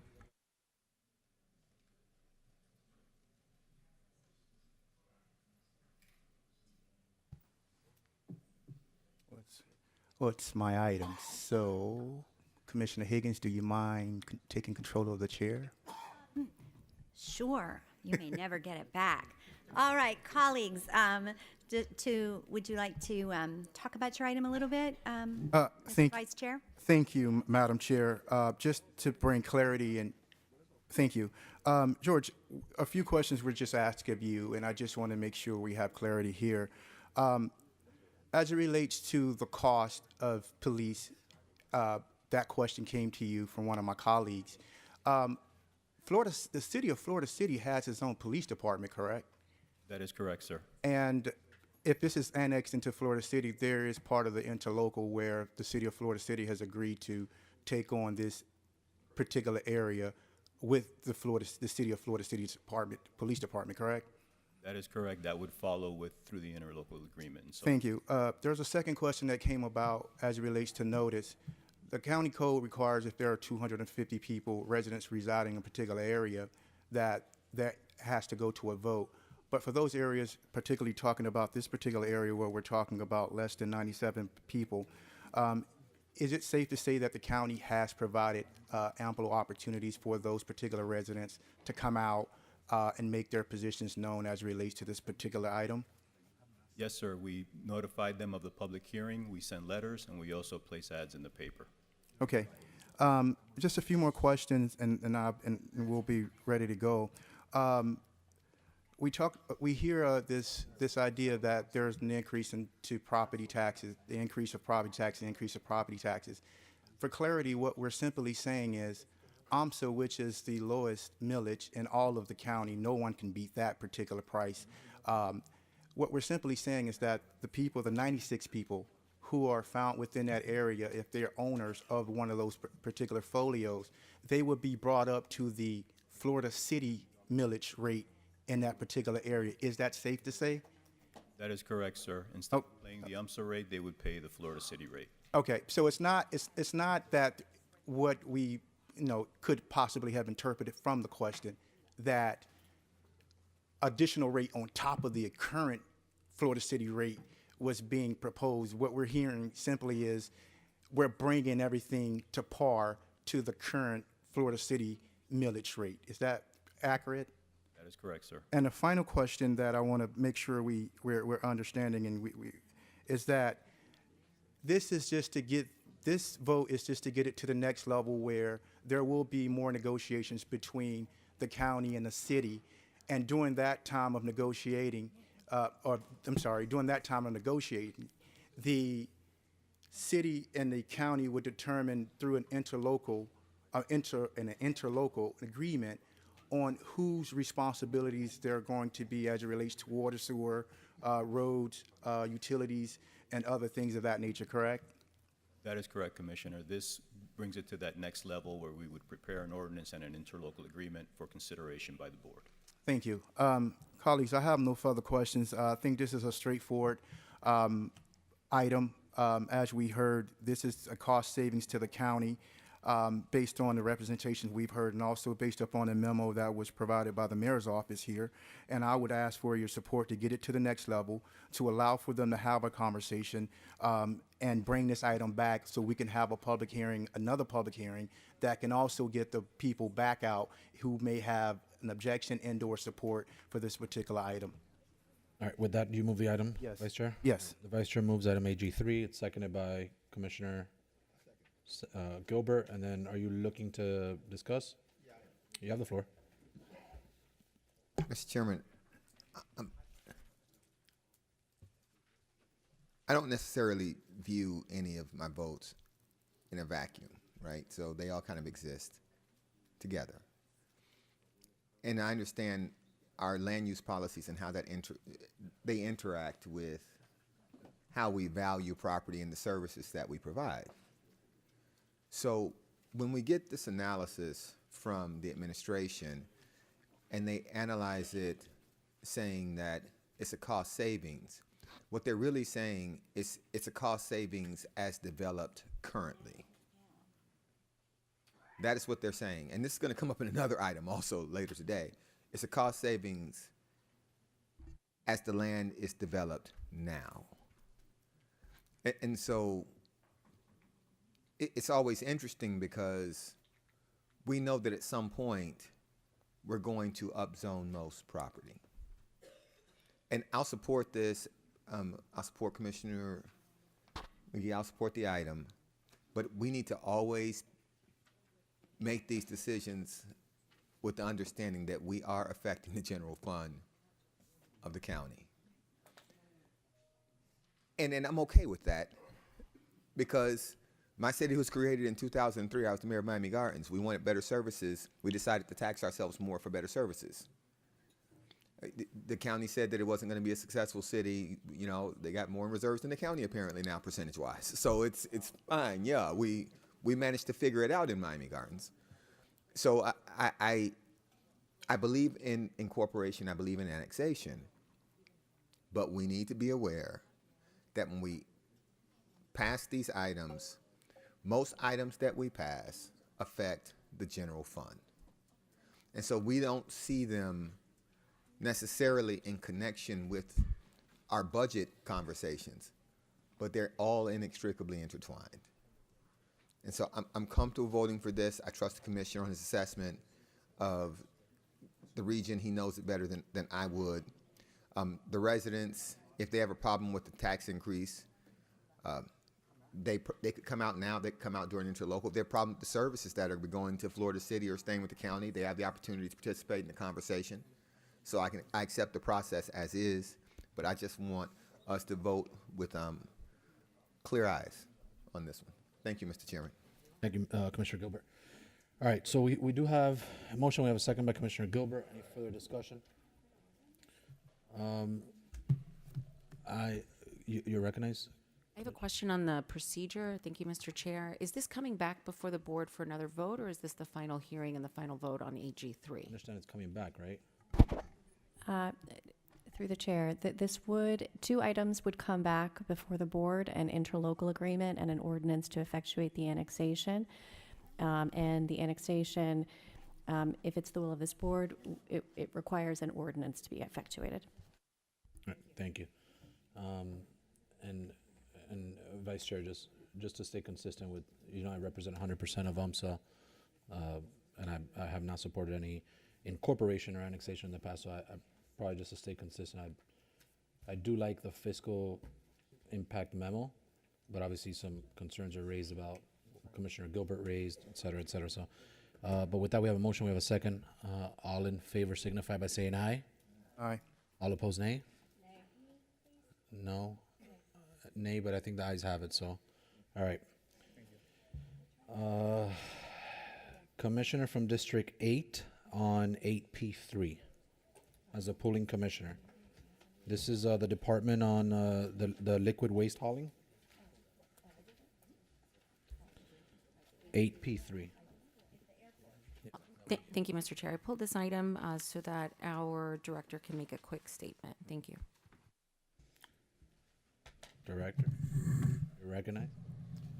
Thank you, Mr. Chair. Thank you, Commissioner. I just, the purpose of the pool, I just wanted to make a statement that this contract will not eliminate any county jobs at MIA, so it will not impact any of our employees. It is just a mechanism for them to be able to do their job better. That's all. Thank you. Thank you, Director. All right. Happy to move the item. With that, Commissioner Cohen-Higgins moves item I'll second 8P3. the It's item. seconded by the Vice Chair. I mean, don't fight over it, but. No, I had something else I wanted to say about what the director was at the Well, podium. seconded by the Vice Chair and Commissioner Gilbert. You have the floor. Mr. Director, I understand that the chairman relaxed the attire requirements for the commission meeting. That's not a Guavera. That is not a Guavera. That's like a shirt from Walmart or something. That's not a Guavera. Stop it. Stop My it. daughter would disagree with you. No, I don't disagree. That's not a Guavera, Mr. Chairman. No, but it's made from the same fabric. No, it's not. It's made from That's a like fine, polyester. It's made from It's a not- finer that's fabric. like- That's silk. No, that's Director. not. That's not a Guavera. Director, we love your guayabera. That's not a Guavera. We just had a whole lesson in presentations about Guaveras, and that's not one. It's certainly not from Westchester, I'll say. It's definitely not. Or Hialeah. It's not from Little Havana either. And he went to Columbus. It looks like it's from Italy or something. I don't know, fancy places. All right, but and on that note, Mr. Attorney or Madam Attorney back there, I understand that back in like '93 there was an item, and Miguel Diaz de la Portilla, who's in the room today, had brought this up to me. I think Bermuda spoke about it briefly. There was an item by a commissioner then, which called for the summer. I think 3 months in the summer every year to officially be able to wear guayaberas as official wear for the chamber. Does that sound right? Has that been revoked at any point? Is that still? We'll be happy to research that for you, sure. All right. I didn't, it wasn't vetoed. It hasn't been vetoed, right? All right, so I think we should continue that stance. So, but with that, I have a few for 14A1. I believe 11A10. Oh wait, did we not take a vote on AP3? All in favor signify by saying aye. All opposed, nay. So the item passed. Wow, that escalated quickly. All right. 14A1, Commissioner from District 5, you're recognized. Yes, so, Mr. Chairman, this American Dream Mall, which obviously is a pipe dream, I have always had grave concerns with it from the very beginning. Obviously, this item and the one we sort of skip, we go 14A1 and 14A3, but they're very, very much connected. This is an organization that committed to doing things. I remember when they were in the well saying, we absolutely don't need any public money, we're so blah, blah, blah, on and on and on. And for this basic land giveaway in order to do these things, with very few promises to help deal with the transportation issues and the infrastructure issues. And so they swore on the record, you guys can go back and re-look at it all, and obviously there was a signed agreement that they weren't going to be using public money. If you have not researched their track record in the state of New Jersey, I suggest that you do that. This is another dream mall that was years and years and years, almost decades in delays. We're already at 1 year, 10 years. We're already in a decade of this period of time. The company is known for wage theft, for using contractors that violate, in this case, the state of New Jersey's responsible wage laws. Matter of fact, They defaulted on their bond repayment. It was 200 and something million dollars that they didn't pay. And that was this year, just a few months ago. So these items, I'm going to comment on them together. I mean, one of them is obviously we're settling a lawsuit because they did not comply with their obligations 10 years later, and the maximum amount of money we could have gotten is $5 million. And the fact that they're agreeing to pay the whole $5 million gives you a sense of the fact that they know they'd lose in court, right? So I'm very hesitant in a budget year where we're going to be talking about, and bear in mind, this is not one budget year. The switch to the constitutional officers has reset our budget. Like fundamentally, we were one big county government, and now we're 5 governments. And in order to run 5 governments, it costs about $400 million to $500 million more. So our budget, when the mayor talks about the fact that we have a budget shortfall of $400 million, we do not, right? We had to give that $400 million to the constitutional officers so they can do the same things they used to do for more money. And I appreciate their service, right? And I think some of them are doing a good job, but it costs more. And the voters agreed to do this. But the burden now is on our county to absorb those costs, which are running in excess of $400 million. And so to dedicate a stream of revenue in MCAC fees and others for what I believe is a project that will never be built nor financed. You've got the same company that is defaulting on their bonds is going to apply for bonds to build this. Just don't see that this is ever going to happen. So I do not think we should be taking revenue that could be going into services all over the county and just putting them into this empty piece of property where they're going to build some kind of a dream mall. You know, and when you look at 14A3, I'm just going to speak once, so I'll do them all at the same time. 14A3 is giving them another 10 years to do nothing. And I realize that's an agreement in order for us to get the $5 million so we don't go to court. I think we should go to court. We're going to give them $10 million to talk about doing the same old thing, whereas quite frankly, this is a huge property. To go back to what we were just talking about, when you have undeveloped property, it doesn't generate any revenue for the county because it's not doing anything. We don't have to have some fake dream mall. We could actually have housing or something else out there that could be generating revenue. So respectfully, I just cannot support 14A1. My personal opinion on 14A3 is we should bifurcate it. I realize it's an agreement, so we may not be able to do that per the county attorneys, but I would say take the $5 million and don't extend for $10 million. Let's go back and look at what we could really do with this land rather than be trapped for another 10 years with a company that's done nothing for this 10 years. And really, I think the state of New Jersey very much dramatically disapproves of what they did there. So I will be voting no on 14A1, and I would suggest we try to find some kind of way to bifurcate 14A3. And by the way, we got these at the last minute. So if anybody's dying to 4-day rule them, I would be comfortable with that too. Thank you, Mr. Chair. All right, Commissioner from District 1, you're recognized. To the sponsoring commissioner, I'm inclined to 4-day rule the items. I'm not supportive of the items. When they talk to me about the items, the concerns I still have.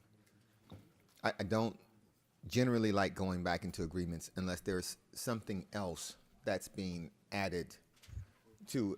So we gave you land, and now you want us to give you money. And in support of that, you apparently haven't met the timeline that you initially agreed to. And so I find it challenging to support that. That's one thing. The other thing is making you eligible to receive money. I probably would have never agreed to that provision initially. I wouldn't have insisted on that provision initially. I would have struck the deal that we wanted initially and gone from there. But right now, understanding what a TIF district is. So now we're saying that if you create a TIF district, you can use that. That will be exempt from the public money sector. What that does is it takes the increase in value of the property and removes it from the general fund. Well, the property is basically vacant now, right? And so if you build a mall on it, you're going from a value of $1 million to a value of $1 billion? And they're going to keep the increase in value back for, I don't see how that's a good deal for the people. I don't, and so could I get there? Yeah, with some conversation, we could probably get there, but I don't see how I get there with these items that are before us. And while I'm not prepared to make the assessments that my colleague, Commissioner Higgins, made about how you do business, I'm not necessarily in the business of giving people more time to do stuff they haven't done already. I believe the best indication of what somebody will do is what they have done. And it's just, I can't be there. So I'll listen to my colleagues, and I didn't 4-day rule it initially because I want to give courtesy to the commissioner to actually say something or put the items in a posture that could make me more open to it. But right now, I'm not open to either of those things. Thank you, Mr. Chairman. Thank you, Commissioner. And Commissioner from District 12, as a sponsoring commissioner, I did see, I just don't know if it's already something everyone's seen, but I had seen an amendment circulated, right? Correct. Is that, are you going to explain that amendment, or is it already? Good. I mean, I was going to have the county attorney read it, but that's fine. I could, let me just preface by saying that that amendment was worked on with the administration and with Mr. Morales, and understanding the concerns that were expressed, since obviously the mayor was on the commission when the decision was made on this. So, I don't know if you want to read it or you want me to read it? The attorneys could read it. Commissioner Bermudez moves to amend item 14A1 to make the following changes. In section 2, delete the following sentence. Additionally, this board hereby modifies resolution number R-62918 so the county's use of county dollars for public local roads shall not be subject to the restrictions of resolution number 629-18. And in section 2, add federal and state funds received by the county for the project, such that the first sentence shall read, this board hereby modifies resolution number R-629-18 so that the creation of a TIF district, the use of impact fees, and federal and state funds received by the county for the project shall not be subject to the restrictions in resolution number R-629-18. Commissioner. Yeah. Let me, first of all, thank you both to Commissioner Higgins and Commissioner Gilbert for their comments. And I know, that this item has a long history, and most of us were not here. I could be wrong. I don't know if Commissioner Higgins may have been here when it first was voted on, but I philosophically have a problem with applicants, whether I like them or don't like them, being treated differently. And this resolution, 629-18, was a resolution that imposed on one particular business, one that happens to be abuts Senator Garcia's district, and is part of Senator Garcia's, is part of mine. It was treated in a way that other entities have not been treated. So I'll begin by that. As far as the land giveaway, I'm not going to comment on that, because as I understand this was a pass-through. It was land bought by the state at an appraised value. Whether or not we agree with that appraised value, we have, on other occasions, certainly on much smaller projects, extended time periods for entities to build things like housing when they don't do it over 10 years, and it's usually a couple of individuals. It might be in a district. I don't know what the situation is with New Jersey. Like Commissioner Higgins, I've read some of the articles, but my understanding was the New Jersey issue was a retrofit. What I can say is that when we first discussed this item, and it went through committee originally, and we discussed this item, and talked about why it was important for District 12. If you take outside the American Dream Mall, because I don't look at it just from the perspective of the American Dream Mall, this applicant was important and key in getting a turnpike interchange. And as a matter of fact, this applicant has also played a key role since we had that original discussion in working with the state to try to get an additional $350 million, which are going to be critical, in particular for my district and Senator Garcia's district. If you take a ride to the part of my district, which is Hialeah Heights, there's very few ways in and out. And thanks to DTPW and the administration, we worked very hard to try at least to get some solutions. But people are already living in that area, and people are trying to get in and out of that area. The mall, I believe, would bring, and I call it a mall because that's, I am assuming we had COVID in between, and that had a lot of impact, and certainly today it may not be the same way that it would have appeared in the past. A mall, does bring a lot of jobs. In the past, whether it's Dadeland Mall, we supported, we had a vote on it. By the way, I want to point out one thing. None of this will happen without a commission vote. So what the resolution essentially does is basically eliminate some of the restrictions. This, I think, intentionally, untruthful argument that it's a giveaway is not correct.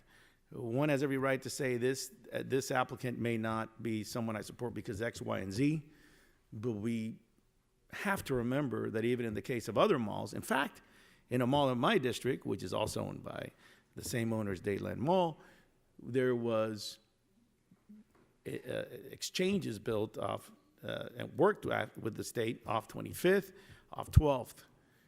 Even in Aventura, we've gone out of our way to certainly benefit the value of a mall in that area with some of our transit decisions, and that may be legitimate. I'm not saying it isn't.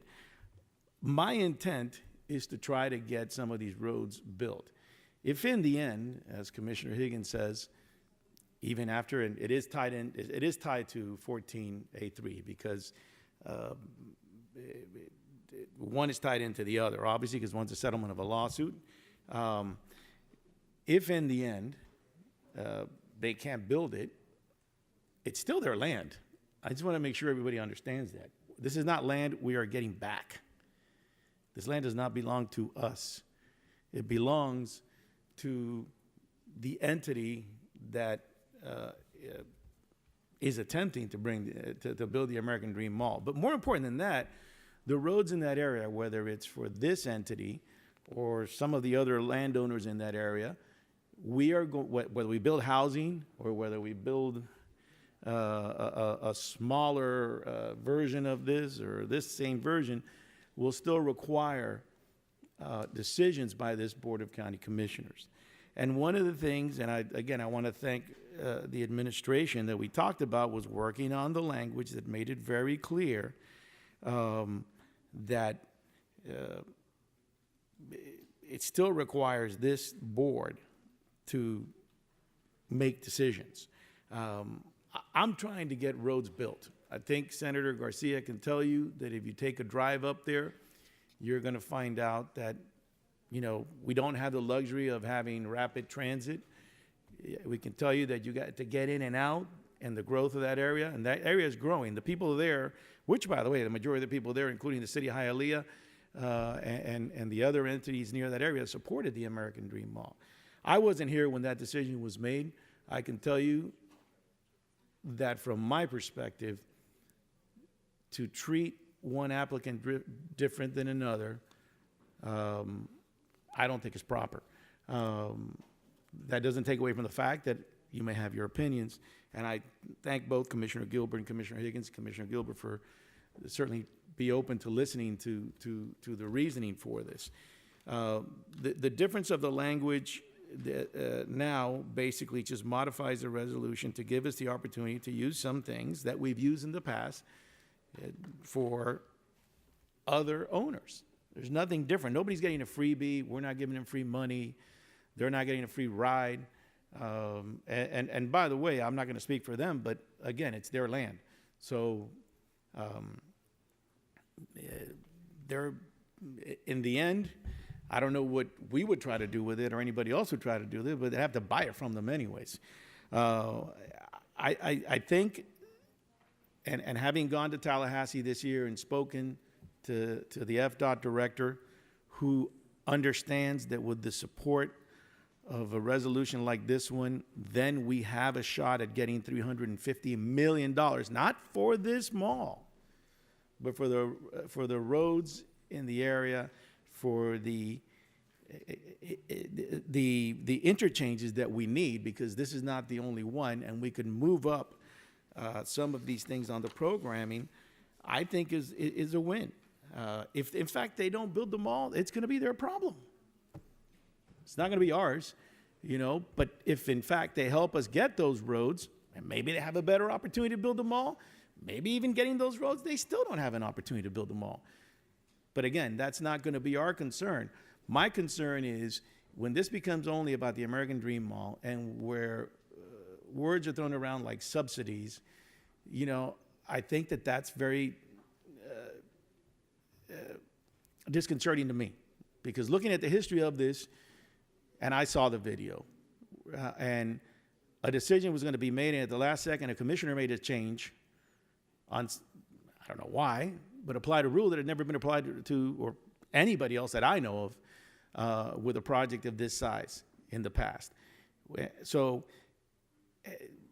you know, for me, it's about building those roads, and this would go a long way. I will point out again that this commission would still have to make the decisions on any of the four things that we discussed. Well, I'm not going to include the federal and the state funds, because if they can get federal and state funds, I don't think we would turn it down. I would hope we wouldn't be that angry at an applicant that we'd say no for the work that they would do to get us there. So, and when we first heard this a while back, which I think was last year, if I'm not mistaken, we, you know, one of the things that I insisted from the applicant was that they make the effort to make sure that we try to get state dollars. And they've done that. So for me, it's about roads. It's about trying to move it forward. It is tied into 1483, and that, of course, is something that I'll let the attorney speak to that, because they reached an agreement, and it was, they've been negotiating for a while on that issue. And by the way, I want to point out that in 1483, those funds don't go to this specific district. They go to the county as a whole and DTPW. So again, to me, we have an opportunity to right a wrong. That was a decision made based on politics, not on what is best for Miami-Dade County, certainly not what is best for District 12 and the growth of an area where we need more jobs and we need more roads. And I'm going to move this item if I can, and I hope that answers Commissioner Gilbert's questions. And that's basically it. I'll second your motion for discussion. All right, so we got a motion on the item. We have a second by Commissioner Cohen-Higgins, and we still got some more discussion. And I'll just say this, right? And I don't know how much we're going to discuss, and hopefully this doesn't get 4-day ruled at the end of this, right? Because I'd rather that have just happened earlier on. Not that I wanted that to happen, but if it did, that it just happened at the beginning and not go through this. But I just say this. I originally didn't feel comfortable with this item, right? But given the amendment, and just to lift it, this isn't actually requesting funds. That still has to come back to the board. Now, I will tell the applicant and the mall and anybody representing them, like, I don't know how I feel about that piece when it comes back. I don't know that I'd support that. But to level the playing field, so you can go and ask for state funds and et cetera, and you're the only ones that actually have this with the amendment that you made, I think I can get behind that. I think for today, right? Because they're not requesting money today. If it comes back, requesting anything, that's a different conversation. And Mr. Chair, I thank you for those comments, and I will say this, that if there isn't an effort to help us get those roads, trust me, I will feel the same way you do. If there's not an effort from the applicant to continue with the commitment to try to get those dollars, and I'm part of the body at the time that makes that decision, I'll hold them accountable, because I think that would be proper.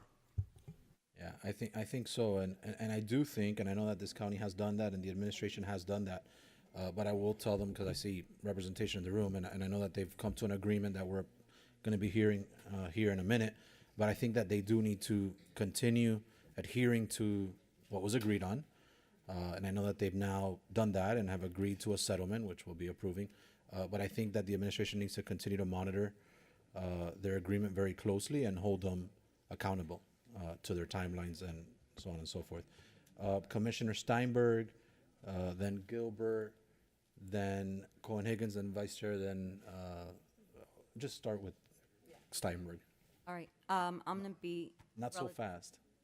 Mr. Chair, if I could just add one more thing before my colleague speaks. It's important. No, it's important because it's numbers. Okay. All right, go ahead, numbers. The state has committed to $500,000 for the PD&E this year and $6 million for next year. And part of that was some of the efforts that have been carried out on improving the I-75 area, which again is not just the American Dream Mall. It's the northwestern part of Dade County. All right, Commissioner Steinberg. All right. Commissioner, you know I love you. I don't love this item. No, but I'll cut to it. I'm a hard no on 14A1. And I can go down the rabbit hole as to why, but I think it sets a bad precedent. 14A3, I do have questions, and at the time appropriate, you'll let me know when we can ask questions on 14A3. Are we taking them both up now? Or No, we're just taking up 14A1 at this time. I'm a no. Commissioner Gilbert. Thank you, Mr. Chairman. So to put it in context, Mr. Chairman, I guess these are from your comments. If it were happening like you described it, I would have another, I'd probably look at it differently. But I've noticed a pattern with people who get the county to do things with conditions. So they made the deal with the last commission. They made the deal with the last commission. That's how they got it passed. Whether they agreed to it or not, that's how it got passed. With the last commission. That imposed a restriction. Then they'll have the conversation, not ask us for money, but to lift the restriction with this commission. So we're all burdened by term limits. It'll be the next commission that they actually, and they'll say, well, yeah, they'll run the history down. They might tell the exact truth, but the likelihood of them coming and asking us for it, because you're right, they do have the property, they can just wait. They can just wait. And so that's kind of the pattern that things have begun to run here. With regard to the amendment that's before us, in some respects, this amendment makes it worse for me. If we were going to talk about anything, and we're going to talk about anything, I'd be willing to talk about the impact fees, because the impact fees are fees that are supposed to be used to build the roads anyway. But talking about a TIF district is completely just extraordinary in this instance to me. So you mean to tell me that we're going to have a conversation in a month or less than a month about a shortfall in the general fund, but today what we're going to do is advance the idea that we may actually put something in place that significantly impacts the general fund?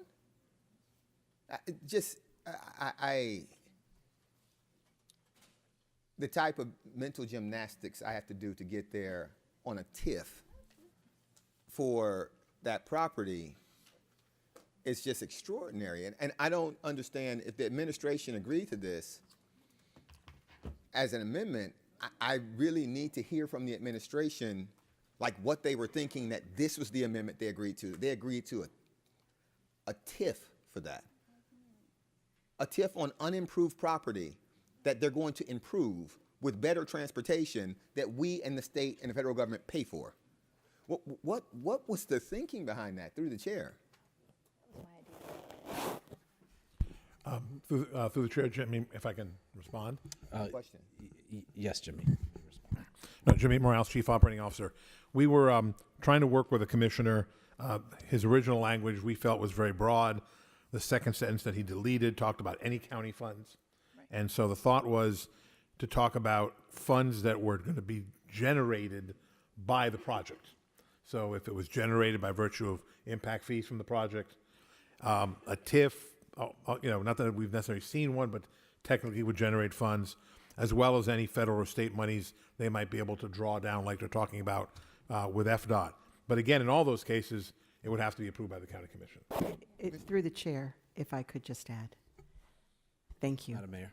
Of course, I was here at the time this deal was originally proffered, and I voted against it. And I thought it was not a good deal for the county for a host of reasons.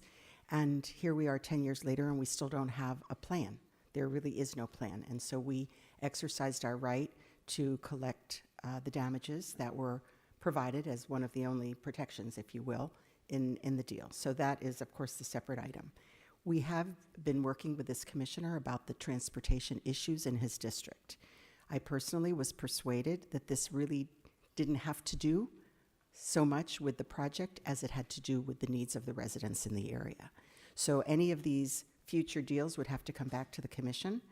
We don't know. We don't have a plan. We do not know what the developers plan to do with this property at this time. And it could, in fact, come back as housing or something else. Again, it's their property because that was the deal that the county made. So our thought was to allow road improvements with legally available funds and not to preclude them just because they are in the vicinity of a future project. I share your concern, Mr. Gilbert, Commissioner Gilbert, about the TIF matter, and of course it would have to come back to this board and there'd have to be a rationale for so doing. Chairman. Mr. Chair, I'm going to, well, that was for a question, so I still have the floor. Mr. Chair, at your leisure, I'm willing to hear from my colleagues. I'm nearly completely certain I'm going to 4-day rule this item, so we can have as much conversation as you like, but I wouldn't use that to cut off the dialogue, so I'll wait to 4-day rule it if you want me to. So, but it's at the pleasure of the chair, but I'm pretty certain that. So, and the other thing is this, Mr. Chairman, this was added in the last minute. So there are people who actually don't agree with this. They don't agree with this, and by adding it at the last minute, it kind of hinders that type of opposition. And so I'm willing to hear from my colleagues, but I'm going to 4-day rule this item. At your leisure, I will offer that motion, Mr. Chairman. So I would say, so let me just clarify one thing, or just say something. It's not so much, you're actually right in what you said. This item itself did not go to committee. You're right. But we didn't have policy. It was assigned, but we never had it. But a similar item was heard, the same item, same context, under a different Legistar number or whatnot, was heard last year at some point. But you're right, this specific item was not in committee. So you're right about that. I just wanted to say on the record, that's why I felt comfortable putting it on the agenda as a late item. Oh, no, not that part, that's completely fine. But they're here, and there's no opposition. But I think in part that's because it wasn't on our agenda as something that was going to be coming. And I appreciate, Mr. Diaz-de is a friend, but if we're going to have an open and honest conversation about this, we probably need to hear from the other folks also. And when it comes back, and I'm assuming this will come back, if this includes the TIF, which is a long-term obligation for the increase in value of the property, I am a hard no. I'm open to impact fees. I'm a hard no on TIF dollars for this, because it's the property is valued very small now, and it's going to be a lot later. And we need that money for the general fund in places like UMSA, where we're the single provider of municipal services. All right, so Commissioner Gilbert, By the way, this is UMSA. Let's be clear on that. it would be, so I'm going to recognize you now, Commissioner Regalado, and I will. My preference would be, though, is if you are 100% certain that you will be four-day ruling this item, that you do it now, but you're, okay, you're recognized, and then if that's what you're 100% going to do, save us the dialogue. I just wanted to clarify a few points. I think it's important. First of all, I was at the school board when this item came before the school board, because the school board actually had a leasehold that I negotiated. So a lot of us participated in like the history, of how this came about. And last time Commissioner Bermudez brought his item, the conversation was separate and apart from whatever is going to be built there. There has, over the last decade, been a very important conversation over the need for road infrastructure. And, to each his due, I understand obviously there's been a delay, but they also went to the state of Florida and got a big investment for the infrastructure for the road improvement in that area. And when I mentioned the TIF the last time this came around, the example, Commissioner Gilbert, that I gave was the Metro Rail. I pay a TIF that in my area because the Metro Rail was first built in that area. And the issue with the way that TIF was created is that it did not establish a baseline. You can create TIFs different ways.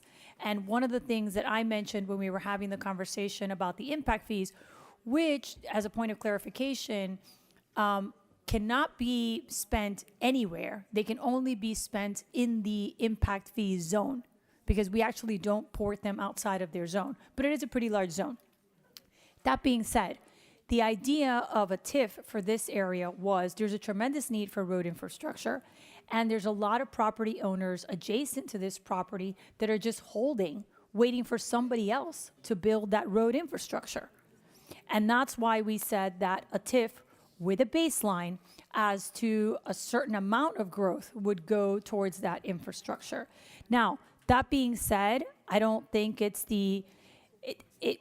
but we can create vehicles. One of the things that this board approved is we have a pilot program at Water and Sewer that kind of flips things on its head in terms of first in, first pay, right? Taking into account the value of money. So I think this item, and I've said this before, this item is an opportunity to have a much broader conversation about the proper vehicles when you're looking at this level of investment in road infrastructure, because there is an enormous state investment.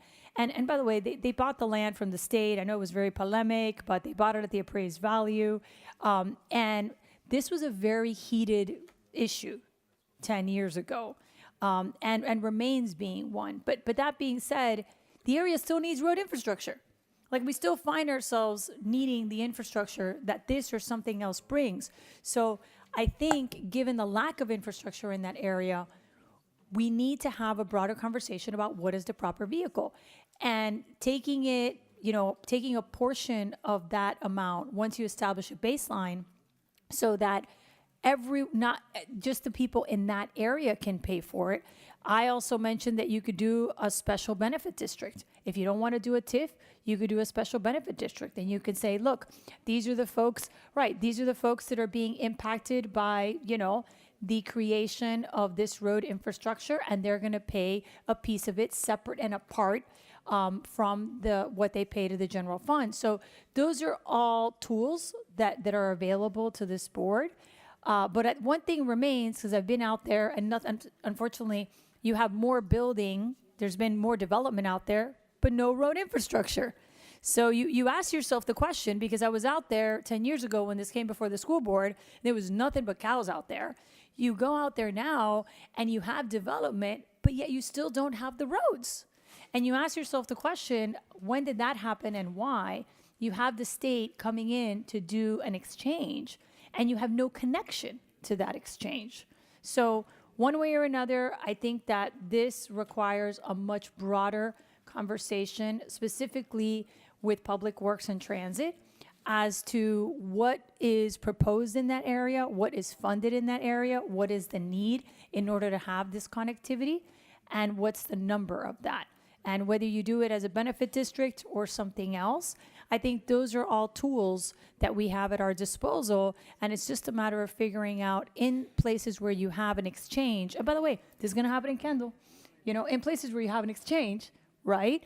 How are you going to ensure that you're capturing that money from the folks that are benefiting? Because the ones that come and build after you build the road do derive the direct benefit from that. And I have serious issues with the way that we allocate impact fees because they get ported to other areas and they're not used specifically in the areas where the impact is felt. So I've been a proponent of shrinking our impact fee areas for a long time. Happy to bring that item too, because I think, you know, what we need to do is rethink that and figure out how we use impact fees to solve the transit issues of the folks that are actually being impacted. And if other districts need the money, then there should be a vehicle that allows us to port that money, but at some point it comes back when they have that development. Thank you. Mr. Chairman, if I may, just real quick, and look, Senator. Northwest State needs these roads. You know, there's no debate about it. We need to make sure that we have the infrastructure in that place, and Northwest State has been somewhat abandoned for many years as it relates to some of these local roads. This issue with the TIF needs to be resolved. I think it's important to resolve this issue. It raises some questions. I think it raises questions for this board, and on those reasons, I'm going to go ahead and 4-day rule it with 4-day rule it with Commissioner Gilbert. So 4-day rules. Mr. Chair, just one point of clarification. Is it a 4-day rule for this item or item 14A3 also? No, just 14A1. We're only on 14A1. We're only on 14A1 right now. All right, so show item 14A1, 4-day rules. All right, I'm going to go ahead and take up 14A3 because it's not the same, but 14A3 is... I'm going to move to defer this item. 14A3? Yeah, I don't think there's going to be any way to get a resolution after we leave here today if we don't move the other items. So I'm going to move to defer it so it could be heard. So is that, I'd like to call up someone from representation from the Dream Mall, if they're here. Can someone come up? Because I don't see why this is contingent on the other thing. I just don't see it's not even a good look. Yeah, it's not a good look for them. So are you in agreement with a deferral on the settlement? Well, I think there are a couple of things, Mr. Chairman, and thank you for the question again, Miguel Diaz-Laportilla. You know, I think both items merit a longer discussion. The discussion was truncated on 14A1. A lot of things were said that, quite frankly, are factually inaccurate that I think need to be said. And I do think both items do need to travel together because that's part of the bigger discussion. We're really talking about $350 million that we're trying to leverage to bring down here to Miami-Dade County for I-75 and related infrastructure, just like we did for the Turnpike Interchange, which is a $75 million project. So I think in fairness, the full discussion by the full board needs to be had on both items and how they play together. Quite frankly, if there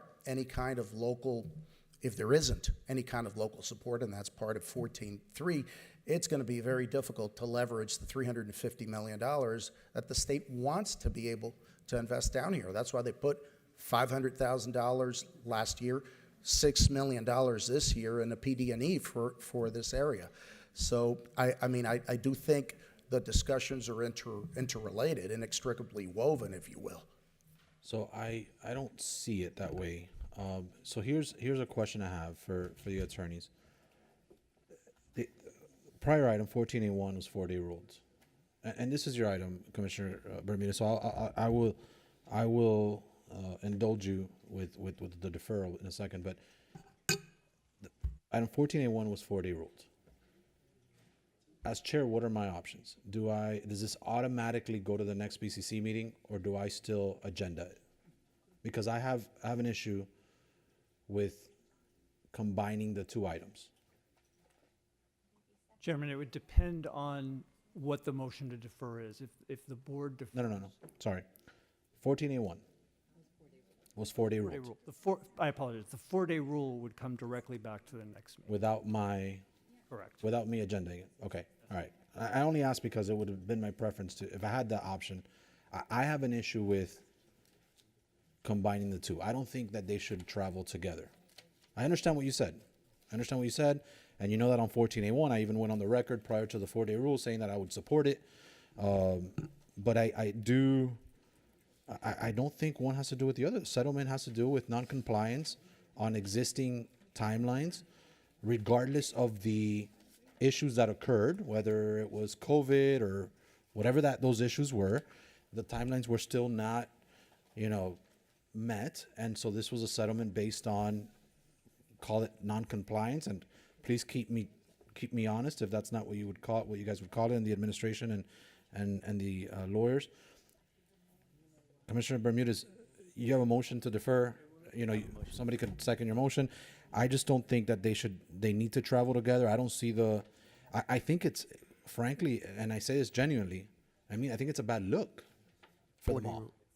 I think it's a bad look that you guys are saying, like, we'll only come into this agreement, essentially, if we get this, right? Like, that's how it's coming across.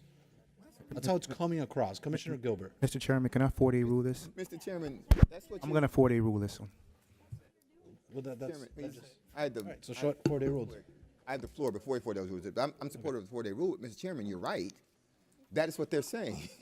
For us to get the money that we think they owe us now, they want us to give them more money or the ability to get more money. It is a bad look. And so, yeah, please, 4-day rule it, Vice Chair. All right, so but in essence, it'll travel together. Hey, listen, Mr. Chairman, I understand your point of view, and I appreciate my colleague for 4-day ruling it, and I appreciate Commissioner Gilbert for agreeing. But I just want to make sure that when we make some of these comments, because apparently the people that weren't here, who, by the way, are full-time paid lobbyists at the Simon International Mall, please send them, all of you that know they're lobbyists on the bat line, to be here, because they were here before last time. And to say that they're not here because they couldn't make it, I think is a little bit, Oh, I didn't say that. No, but what I would say is, then let's have that discussion at the next meeting, and we either go one way up or one way down. But I want to reiterate again, the state is committed $500,000 and $6 million next year. I'm telling you now that if we can't see progress on this, we may not be able to move ahead in Northwest State. And I want to say one other thing, and I appreciate Commissioner Regalado going on and visiting the area. We didn't make the decision. And when we talk about these prior county commissions, nobody here, maybe, I don't know, maybe Commissioner Higgins was, or maybe the mayor, but nobody here made the decision to give the city of Hialeah an area that now is landlocked. Because I went out there and met with the residents, and you know whose problem it is now? It's our problem. Yes, you have an interchange that's coming, and it's not finished. But it's not in the unincorporated Dade, though this parcel is, and so is the rest of the parcel. It's in the city of Hialeah. So I just want to be clear that sometimes when we bandy about some of these, because if we're going to be intellectually honest, then let's hear both sides. Let's not just simply use, words that make it appear that the history was bad entity. And I'm not here to defend them because they can defend themselves. I'm here to try to get roads built in that area, okay? I understand. In the long run, but let's not go around and say bad entity, good entity, bad entity, good entity, because, if they did something wrong, then say it, but when we're trying to, the decision, the landlocking in that area is because prior county commissions allowed an annexation to go through without taking into account the importance of the adjacent roads in an area that was growing. And all we're trying to do is to get roads built. And I'll leave it at that, and we'll live to fight another day, apparently. But I want to make sure, please, all the lobbyists, since you're watching this at home, since apparently you took a chance not to be here today, come on up, speak. You come to my office, you come to their offices, come up and speak next time. Don't miss it. All right, Commissioner. 16th of July. All right, Commissioner Bermudez, thank you for that. And I would I'm not going to continue. I just say to the when you all bring this item back next meeting, so they're coming back next meeting, just by way of direction, from my perspective, from my vote, I can't reiterate the problems I have with the TIF, unless the baseline is so narrow, because right now it's like the effective value of this is what? It looks like 0 on the, which seems like that can't be right. But so that can't be right. But it would have to be such a finely curated and crafted TIF, because the increase in that value, even after you build out the roads, it's going to be significant in perpetuity. So the TIF is one of those things that affects the general fund for a long time. I would almost prefer them to be eligible for budgetary annual line items before I would be supportive of them being eligible for a TIF. Like, so that's asking for a big contribution over a period of time. And so I think that that's probably something that when you're thinking about this item as it returns, if my vote is important. The other thing is this. I couldn't agree with the chairman more when he says these things are not connected. The last agreement was the last agreement. We're suing y'all in courts. We feel like y'all owe us some money. If you all should be willing to settle that lawsuit just by way of good faith. Just by way of good faith. And so I think you should probably consider those things as you move forward. Thank you, Mr. Chairman, for your discretion and allowing me to speak. Chair, if I could, sorry, if I could just. On this? Yeah, just on this point, Jimmy Morales, Chief Operating Officer, we, the administration, agree these two things do not have to travel together. You know, the lawsuit settlement is a settlement of, $5 million with a payment schedule, et cetera, that we are, prepared to put forward to the commission at the next meeting. They don't have to travel together. I think that was more decision perhaps of the commissioner of the district, but this can move on its own to the next meeting, certainly. It can and probably should. It can and probably should. I think we already decided. No, it's decided. That's why I said, even you stating that Jimmy was, it's 40 rule, it's already decided, but I agree, obviously. All right, 11A10, I'm sorry, let me go with 14A2. 14A2, can I have a motion to move this department item? It's been moved by the vice chair, seconded by Commissioner Gonzalez. Any discussion on the item? Seeing none, all in favor signify by saying aye. All opposed, nay. Show that item pass. And then I want to say our final pulled item is item 11A10. Commissioner from District 3, you're recognized. Thank you. I just want to be clear about this, the consequences of this change. Is it two areas that one is on the southeastern borders and one is on the northwestern borders of Miami-Dade County? Those are the only two areas that are affected by this legislation? Through the chair, Commissioner, the item would authorize this stacking and storage only in the areas where truck parking is currently allowed, and the administration could verify for you that where those particular areas are. I just would like that verification. Yes, sir. That is the case. Thank you. And I'll just because it was pulled already, and I'll just ask. And I know that this item comes back to us as a CDMP item, so that's why I'm comfortable supporting it. But what I want to make sure, Lourdes, when it comes, and I would probably like to see it in this item, but it's not a big deal at this point, is that there's some parameters around there, right? That there's guardrails, just so this doesn't look like the seaport when you drive by it, that it's just stacked on stacked on stacked. Single unit, maybe we could discuss a second tier, but that's it. This can't look like a port. Yes. Or an inland port, or storage facility. So that was my only concern. I wasn't going to raise it unless it was pulled, and it was, just because I know it still comes back to us. But that's the only thing I would ask, is that there's definitely some parameters around it. But with that, I'm going to support the item today. Mr. Chair, can I get a clarification on that? Because I feel exactly the same way you do. And I am supportive of the item. But I'd like to get clarification. It doesn't just become another opportunity to stack. I don't think it will, but it comes back to us, though. Okay. But you want an answer from? No, I mean, if you, to me, the concern is again, this was a prior commission that made a decision that impacts. But that's going to be my real concern. But it's coming back to us. I'm fine with it. Yeah. All right, sounds good. Commissioner Regalado. Yeah, and again, I would have liked to have seen more detail on this item also, but it does come back to us. My concern is I want it to exclude an inland port. So I think the way that it's written, it leads you to believe that you couldn't have an inland port where you could do something else. And I know for a fact that there are two different groups that are considering an inland port.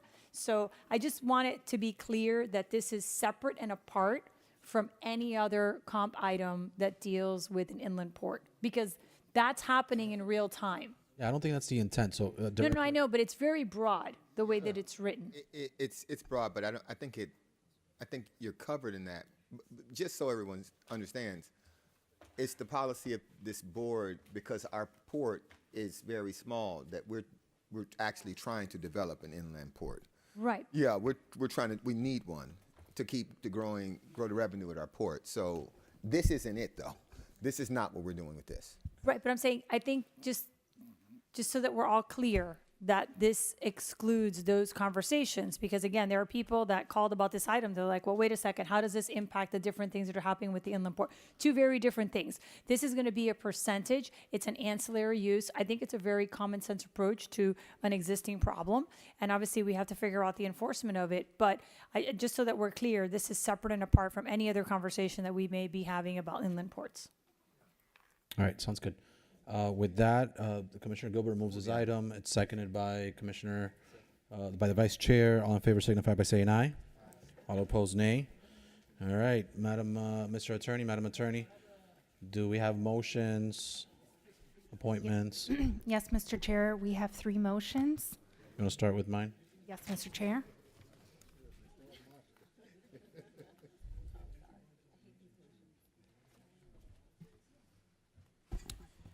Chairman Rodriguez moves to have the board appoint Carlos Cortina and Enrique Espino to the Greater Miami Expressway Agency pursuant to Section 348.0304 of the Florida statutes. Second it. I'll move it. It's been seconded by Commissioner Gilbert. Any discussion on the item? Seeing none, all in favor signify by saying aye. All opposed, nay. All right, next. Mr. Chair, we have a motion by Commissioner Hardiman and a motion by Commissioner Regalado. How would you like us to take those? Let's take Commissioner Hardiman's first. Commissioner Hardiman moves to amend Reso R 45524 as amended by Resolution R 83024 and make conforming changes to the title to 1, authorize the county to accept additional grant funds that may be available for the 3-year Zero Drownings Miami-Dade trial program. 2, expand the age range of eligible program participants to include all school-aged children. 3, expand the program to be offered in coordination with private and charter schools. 4, expand the program to include some water safety education services for children and families offered during the summer months. 5, authorize the county to provide or arrange for transportation of any participating student in the program with reimbursement of funding for these services to be provided by non-county program funders through the Miami Foundation as fiscal agent for the program. And 6, authorizing the county mayor or mayor's designee to take all necessary actions to effectuate the purpose of this motion. I second that motion. It's been moved by Commissioner Hardiman. It's been seconded by Commissioner Gilbert. Any discussion on the motion? Seeing none, all in favor signify by saying aye. Aye. All opposed, nay. Show the item, the motion passed. Commissioner Regalado is recognized for a motion. Commissioner Regalado moves to delegate the authority to negotiate with the debtors in possession of the Seaquarium lease, currently under the protection of the Delaware Bankruptcy Court, to Commissioner Regalado. Commissioner Regalado shall coordinate negotiations with the county mayor or county mayor's designee. Such negotiations shall include approval of bidding and/or auction documents and the procedures for the disposition of the Seaquarium property through the bankruptcy proceedings.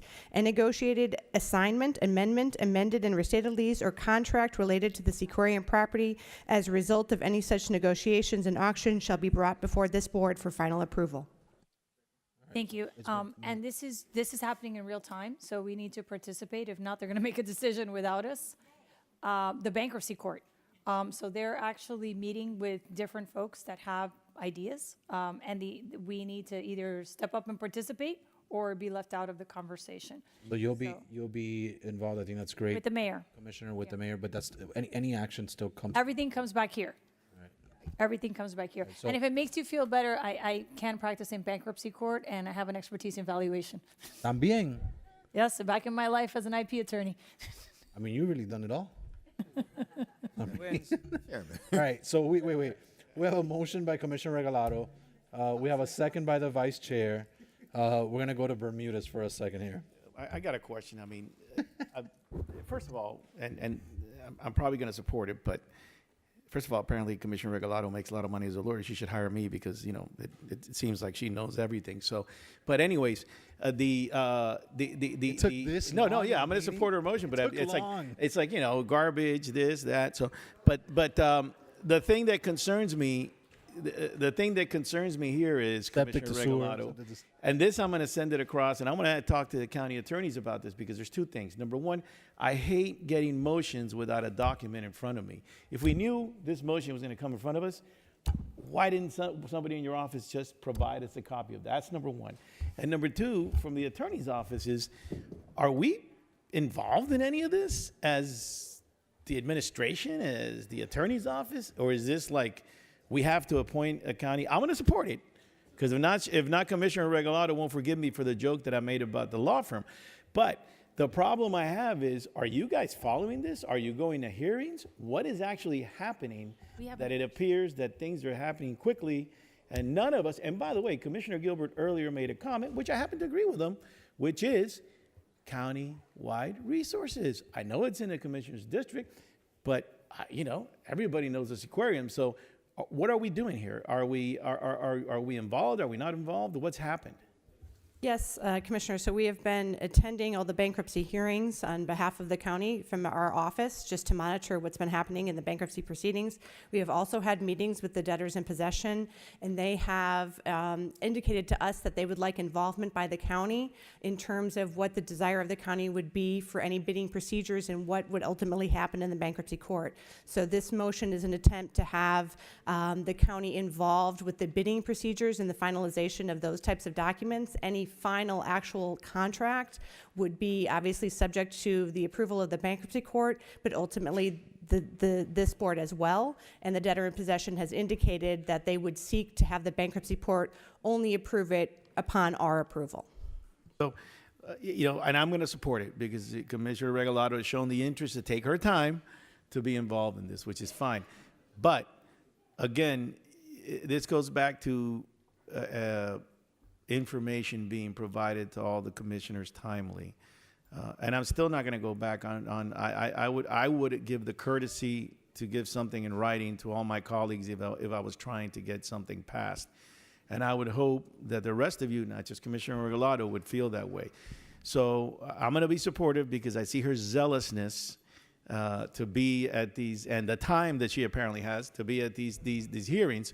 So, but I would hope that as you guys go through this process, Commissioner, you and the attorneys, you keep us informed as much as you can without violating sunshine. Not you per se, but the attorneys can let the rest of us know exactly what's going on. Because what I don't want to do is, you know, sit here and then have something that you've been negotiating for a long time and nobody's informed any of us on a property that I believe is of countywide importance. Thank you, Commissioner. Commissioner Gilbert. Okay, so I preface this by saying I'm going to support this motion if Commissioner Regalado doesn't say anything else. All in favor? Yeah, if she does say something else, it's like up in the air. Like I'm happy that she's bringing the motion. I'm a little concerned about. I didn't get to read it. I got to hear it, and I was trying to listen fast, but she was reading particularly fast. You're not even that fast a reader, and you were reading fast today. So it looked like you're going to be the person who's negotiating. You're going to take the mayor with you, and you all probably should, or her designee, you all probably should agree, and then you're going to bring something back to us. All right. I second the motion. I'm ready to vote for that. All in favor? Aye. Aye. All against? Motion carries. Congratulations, Commissioner Regalado. Thank you. Are there any other? Yeah. Commissioner Higgins. I have something simple, so you won't need it in writing. Commissioner Regalado, you know, you and I have been co-primed on composting. We just got a new letter from our bond counsel, and so I'd like to make some revisions. So for the moment, could you drop your co-priming of my items so I could make those modifications? Happy to do it so we can All right. compost. We can compost, and then I'll sunshine back when we have it done. Thank you. Thank you. Senator. Mr. Chairman, thank you. Yeah, I have two motions, and they're transparent, they're clean. It's just to have two co-primes on these different motions. Remember, we were having a conversation about the naming the Justice Building. I was in conversations with Ms. Rubens, Harvey Rubens' widow, and I submitted some legislation in to name the North Dade Justice Building in his honor. And I also have a second, which I would like to co-prime with Commissioner Steinberg, if she's okay with that, because it is in her district, and also with the naming of the West Flagler Street between First Avenue, try to co-prime that with Commissioner Higgins, so we can you can have access to it and do whatever you need to do as we move forward with it. So I just want to make sure you guys are part of it. Yes, I'm happy to do that. If it's easier for you to draft the legislation and me to co-prime later, that's up to you. I could just co-sponsor and then we could co-prime it later. But I trust you to draft the legislation without my input. Thank you. Commissioner Steinberg. Yes, ditto. I have something else I'd like to say, though. Sure. Since you did announce some birthdays, I did want to take the moment to wish both Margie, who's a Independence Day birthday, Mary, who's July 8, and our colleague Renee, who is July 10, because we're not going to see them before the next meeting. Oh, and Raquel, the 6th. Well, we Oh, we're see gonna you that celebrate day. her birthday. It's We the can 16th. wish you then as well. So if I left anybody out, I apologize. Are there any other? Commissioner Bastien? Yes, Commissioner Garcia, on the naming of the for the Harvey Reuven, I'd like to also be a co-primer, if you don't mind. Okay. Yeah, actually, Mr. Chair. Co-sponsor. Yes, Commissioner. I would like to be a co-prime on that too, on Harvey's naming of the North Dade. Senator, you have a lot of co-primes. Yeah, I think he added me as the co-prime because it's in my district. Yeah. Other than that, and I trust you to do the legislation, and then we'll. How about we do co-sponsorships and put the legislation Right. together, then we co-prime? Is that fair? We could. Okay, perfect. Got it. Are there any? Commissioner Gonzalez? Mr. You've Chair, been quiet today. Mr. Chair, I just want to acknowledge that if we're going to be talking about birthdays, David Gonzalez, who's in the back, his birthday is going to be on July 11th. So if everybody can embarrass him and give him a hug when you see What him. about Doug Hanks? Yeah. Doug Hanks, when's your birthday? Yeah, we can skip that one. Doug Hanks, when's your birthday, Doug Hanks? He's Why is he actually walking running. now? He's Wait a minute. running. He is walking. He's now. actually running. Are there any other concerns, any issues, any Senator, motions? he doesn't want any Republicans to give him a hug. Hey, before we adjourn, I'd also like to wish my daughter a happy birthday, Haley McGee, July 9th, baby, also. So, guys, can I get a motion to adjourn and everybody goes out? Motion by Commissioner Orbis. Everybody have a great day. Meeting's adjourned.